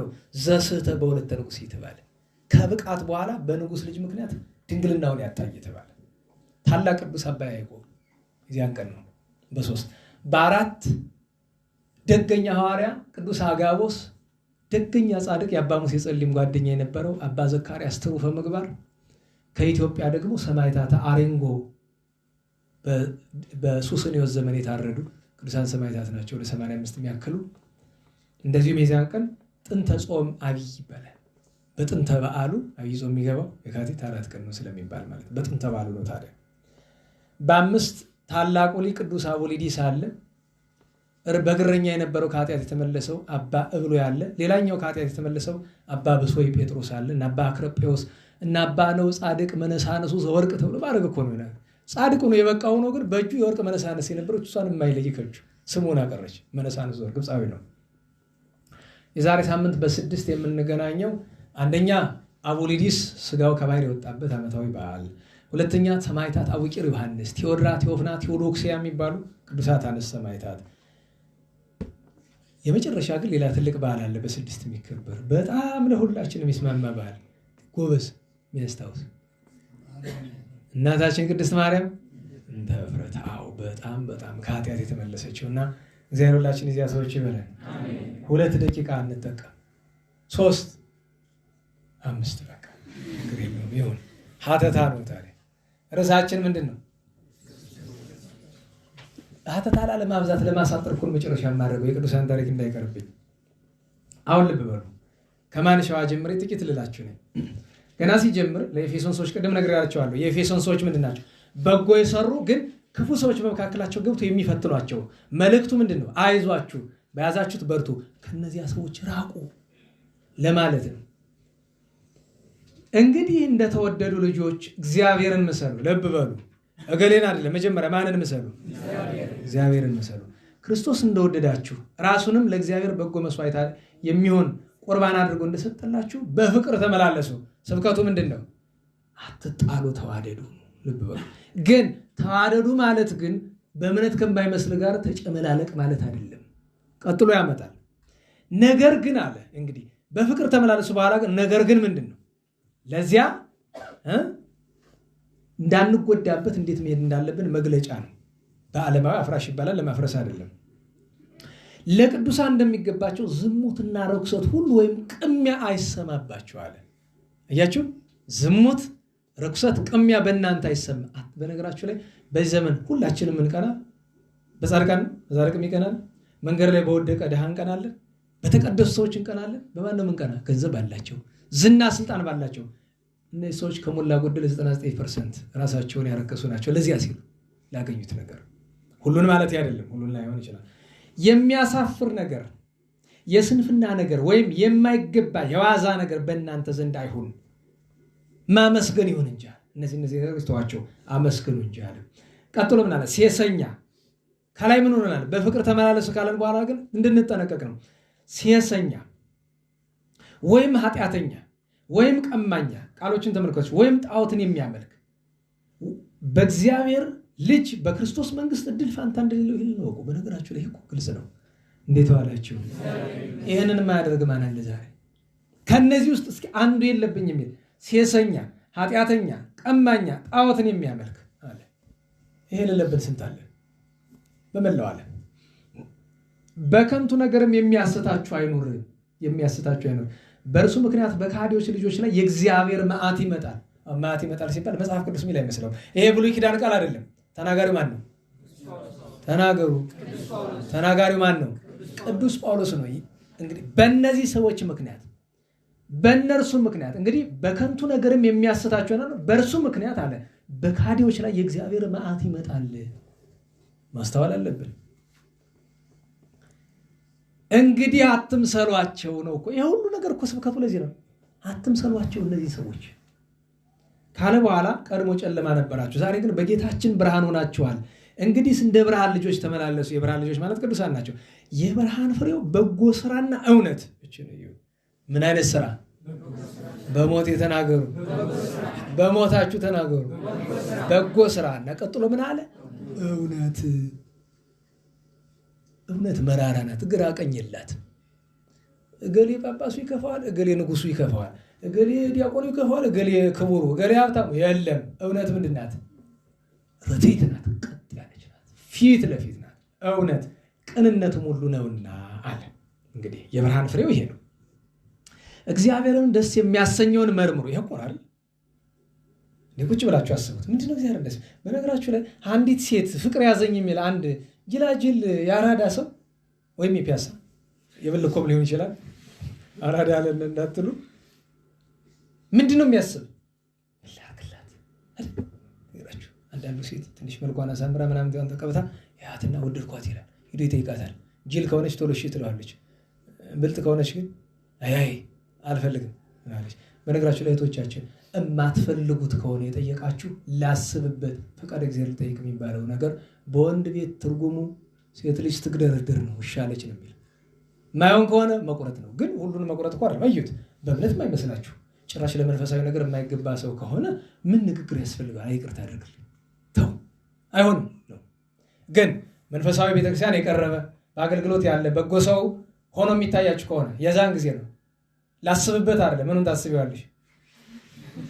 ማሰቢያ ሲኖርሽ አይደለ አይባልም። አይደለም ምንድን ነው ይባል? አይ ሁሉ እኮ በሰው አይሆንም፣ እግዚአብሔርን መጠየቁ ይሻላል። ለምን? የሽታንም መንፈስ የሚያመጣ እግዚአብሔር አይደል? አይሆንም የሚለውንም እግዚአብሔር ሊያመጣ ይችላል የማይሆን ከሆነ እና እንደዚያ ስለሆነ እሱ እንድታስቡበት ብዬ ነው። እግዚአብሔርን ደስ የሚያሰኘው መርምሩ አልኩ። ለምንድን ነው ያ ወንድ ያችን ሴት ወደድኩ ብሎ ምን ላድርግላት? ምን ስጦታ ልስጣት? በምን ሰርፕራይዝ ላድርጋት ይላል። ምሳሌ እኛ ታዲያ የእግዚአብሔር የቤተክርስቲያን ፍቅር ሲነጋ ወደ ቤተክርስቲያን ስንሄድ በመሰቀቅ አይደለም። ዛሬ አሰቀቀውናል። በየታው ቀኝ እጃችሁን ወደ ላይ ወደ ኪስ ዱለው ምናምን እያሉ ምርር አድርገውናል። ቤተክርስቲያን ለሚሄድ ሩፋኤል ቤተክርስቲያን ሲመረቅ እንደኔ የተደሰተ የለም። ለምን? ልመናው ያሰቅቃል። አልገባም እኮ ውጭ ነው ሞት። ለምን? ለምነው ሊያሰቅቁኝ አይችልም። የቅዱሱን መልአክ ስም እየጠሩብን፣ ምክንያቱም ተጠርቶ አለመስጠት ስለሚከብድ። ኋላ ግን ምን አመጣን? ኧረ ለከስብሐት፣ ኧረ ምስጋና ላንተ ይሁን። እንግዲህ እንዴት እንድረስ ታዲያ? አንዲቱ መጣችና 1 ሚሊዮን ብር፣ እንደ ዛሬ 1 ሚሊዮን ብር ቆሎ ሳይሆን ማለት ነው። ዛሬም እርግጥ ለሚበዛበት ብዙ ነው። 1 ሚሊዮን ብር ልሰጥ ነው ለሩፋኤል፣ ግን እሱ ካልፈቀደ ብላለች አለኝ። አባቷ ነው አጎቷ መጡ። አይ እንግዲህ ለሩፋኤል መስጠት ፈልጋለች አልፈለገችም? ለቤተክርስቲያኑ ለዛ ፈልጋለች። ወደ እኔ አትምጣ። ለምን? አንዱ ገዳም ነው የምልክባት፣ ሌላ ስራ ነው የማወራው። ምክንያቱም ይሄ ቤተክርስቲያን የሚሰራው የጥጋብ ነው። ስንት ጊዜ ተናግሬያለሁ። በከተማ የሚሰራው ቤተክርስቲያናት 99.9% የጥጋብ ናቸው። መስጠት አይገባም። 100% እንምላቸው አይገባም። 100% ከኃጢአት ነው የምንቆጥረው። ለምን? ድሃ እየተራበ አላያችሁትም? ድሃ እየተራበ ችግር ነው እኮ። በቀደም አልነገርኳችሁ? እናቶች ይመጡና እያስጠኗቸው ይመጡና እንዲያው ቸግሮኝ እርቦኝ ይላሉ። ቤተክርስቲያናቸው ጴንጤዎቹ እኮ እንርዳሽ ብሎኝ ነበር፣ እንዲያው ሃይማኖቱ ነው ቢሉ ይላሉ። ምንድን ናት? ማስፈራሪያ ናት። ካልረዳኸኝ ወደ ጴንጤ ልሄድ ነኝ ነው። አየው፣ እስከዚህ ድረስ ያደረሳቸው አንድ የእምነት እጥረት ነው አውቃለሁ። ዋናው ግን ምንድን ነው? ረሃብ፣ ችግር እና አንድ ወንድ ለአንዲት ምድራዊት ለአንዲት ተራ ምናምንት የተቀብታ ሰው ለምትመስል ለተርታ ሴት ይህን ያህል ሲጨነቅ እኛ ላይ ቤተክርስቲያን ስንመጣ ፈጣሪ ምን ይዤ ልሂድ? መጀመሪያ ጥሩ ልብ፣ ፍቅር ያለውን ልብ፣ ሁለተኛ ዕጣኑን፣ ጧፉን፣ ዘይቡን። ድሮ ዘመን እኮ ገንዘብ ተይዞ አይኬድም። የሚያስፈልገው ነገር ተይዞ የሚኬድ እህሉም ይሄዳል እኮ ለካህናት ምግብ አይገባም እንጂ ቤተክርስቲያን ውስጥ በአፋ የሚቀመጥ እኮ እህልም ይሄዳል። ጥሩ ውስጥ እኔ በሞት በነገራችሁ ፍትሐትና ክርስትና ብቻ ቆጥራችሁ ነው እንጀራ የምታመጡ? ባዘቦቱ ቀን ዛሬ ቅዳሴ፣ ሰሞኑ መቼ ቅዳሴ ያለ ትላላችሁ? አይ በዚህ ቀን አለ ይሏችኋል አይደለም? ጥሩን ወጥ ሰርታችሁ በካህናት ቁጥር ልክ እንጀራ ጋግሩ አመጡ ማስገባት። ለሊቀ መርፋቆ ወይም ለመጨኔ ይሰጠዋል። ዛሬ የምንድን ነው ይስል? አይ ዝክር ነው ተመገቡልና ካህናት ነና ዋላችሁ። እነዚህ እኮ ነው ይደረጋል እኮ። ግን ፍትሐት ክርስትና ትጠብቃለህ እንዴ? ያስፈልጋል እኮ እንደዛ ማድረግ። ትንሽ ሳንቲም ተርቀም ከማድረጋችሁ ምን አለ?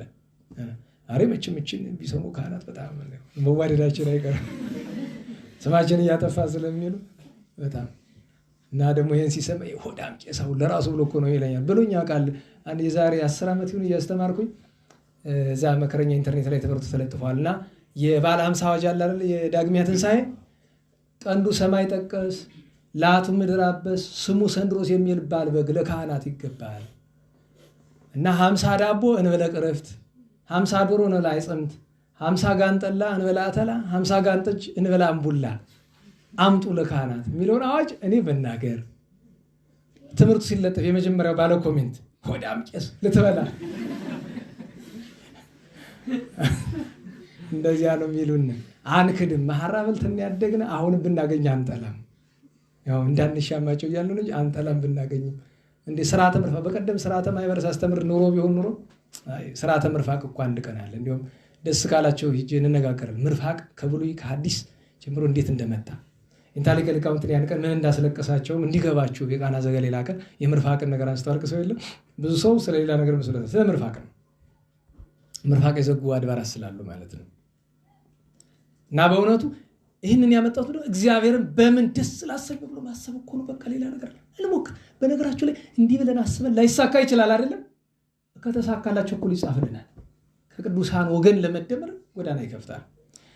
እንዲህ ካለን በኋላ እግዚአብሔርን ደስ የሚያሰኘው መርምሩ ካለ በኋላ የሥራ ፍሬ ከሌላቸው አሁን ልብ ብለው ይህ ዘመን ሁላችን ስራችን ምንድን ነው? የኔ ስራ ምንድን ነው? መለፍለፍ ብቻ። አንዲት ቅድስና የለች፣ አንዲት በጎ ስራ። የሌላውን ሰባኪ እንደዛ ሁሉ ምን ሆነ? ወሬኛ፣ ሁሉ ጸሐፊ፣ ሁሉ ለጣፊ፣ ሁሉ ሰባኪ። ምን አለ? የሥራ ፍሬ ከሌላቸው ሁለንተናቸውም ጨለማ ከሆነ ሰዎች ጋር አትተባበሩ፣ በፍቅር ተመላለሱ ካለን በኋላ እኮ እየነገረን ያለ አያችሁ።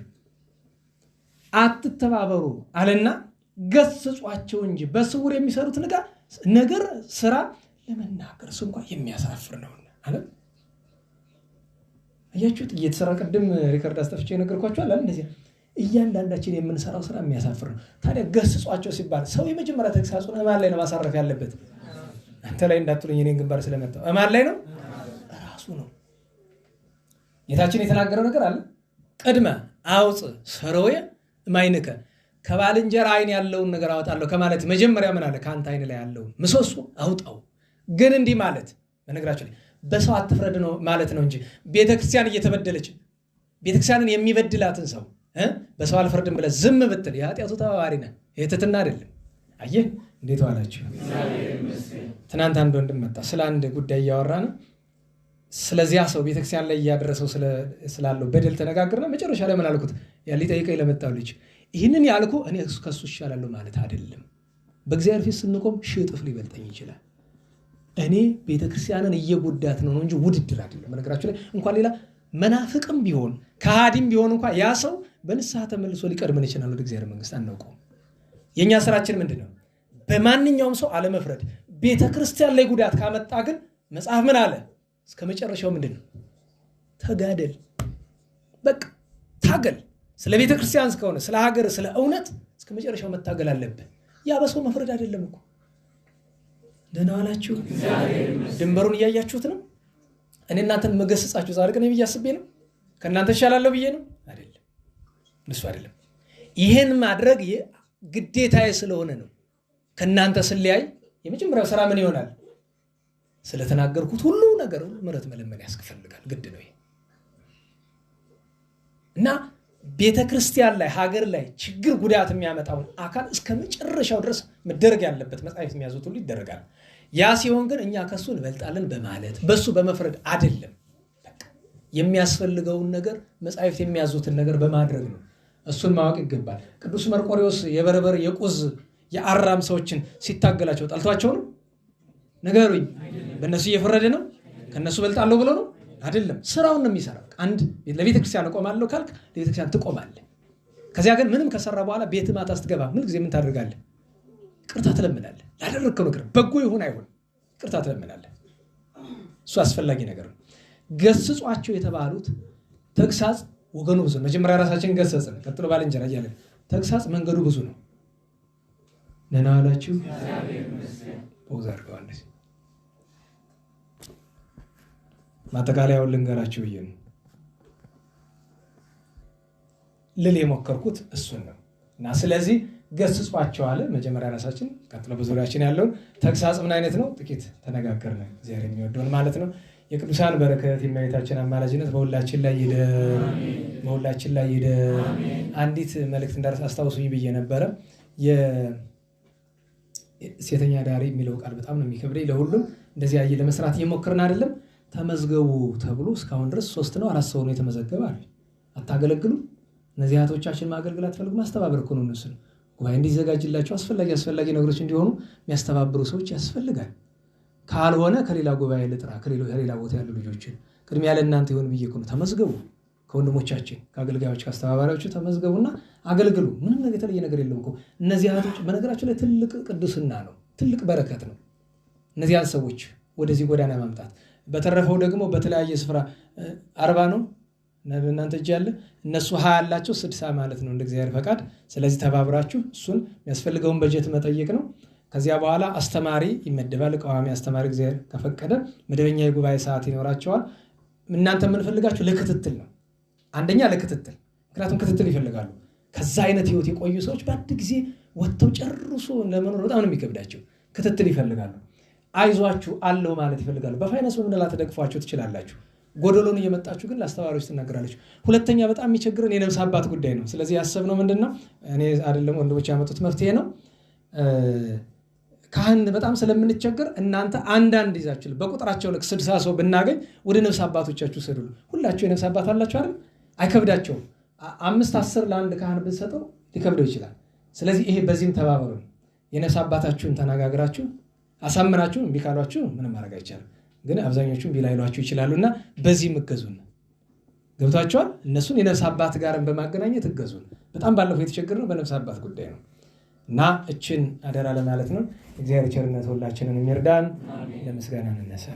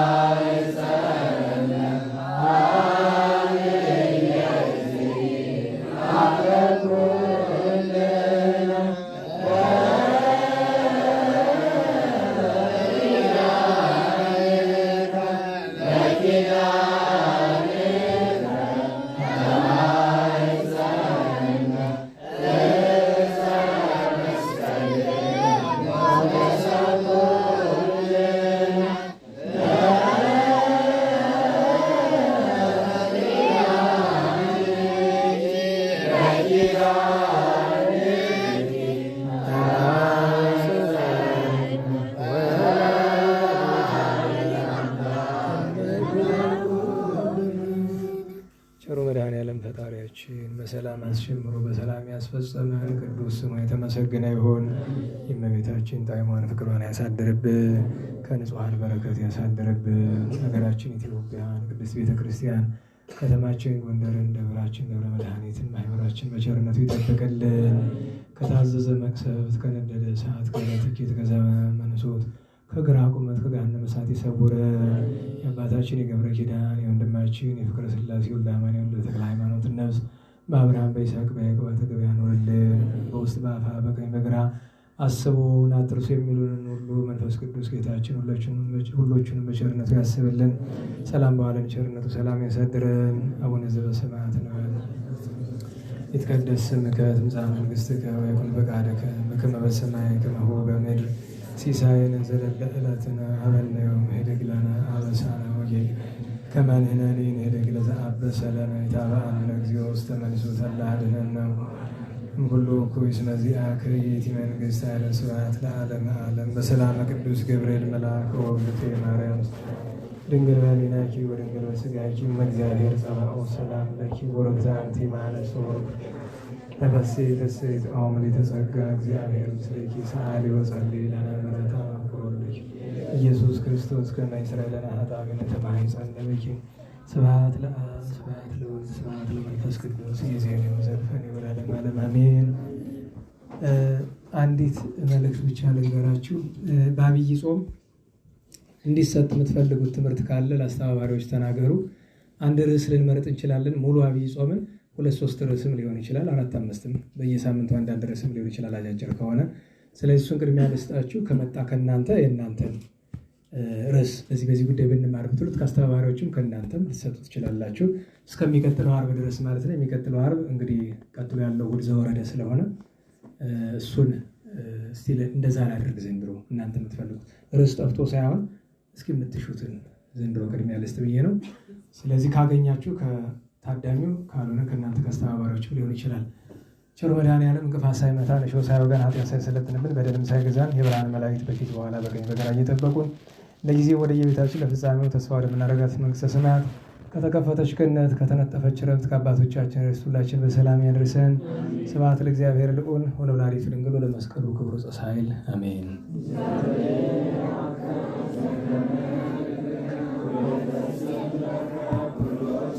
አሜን። ሰላም ያሳድረን።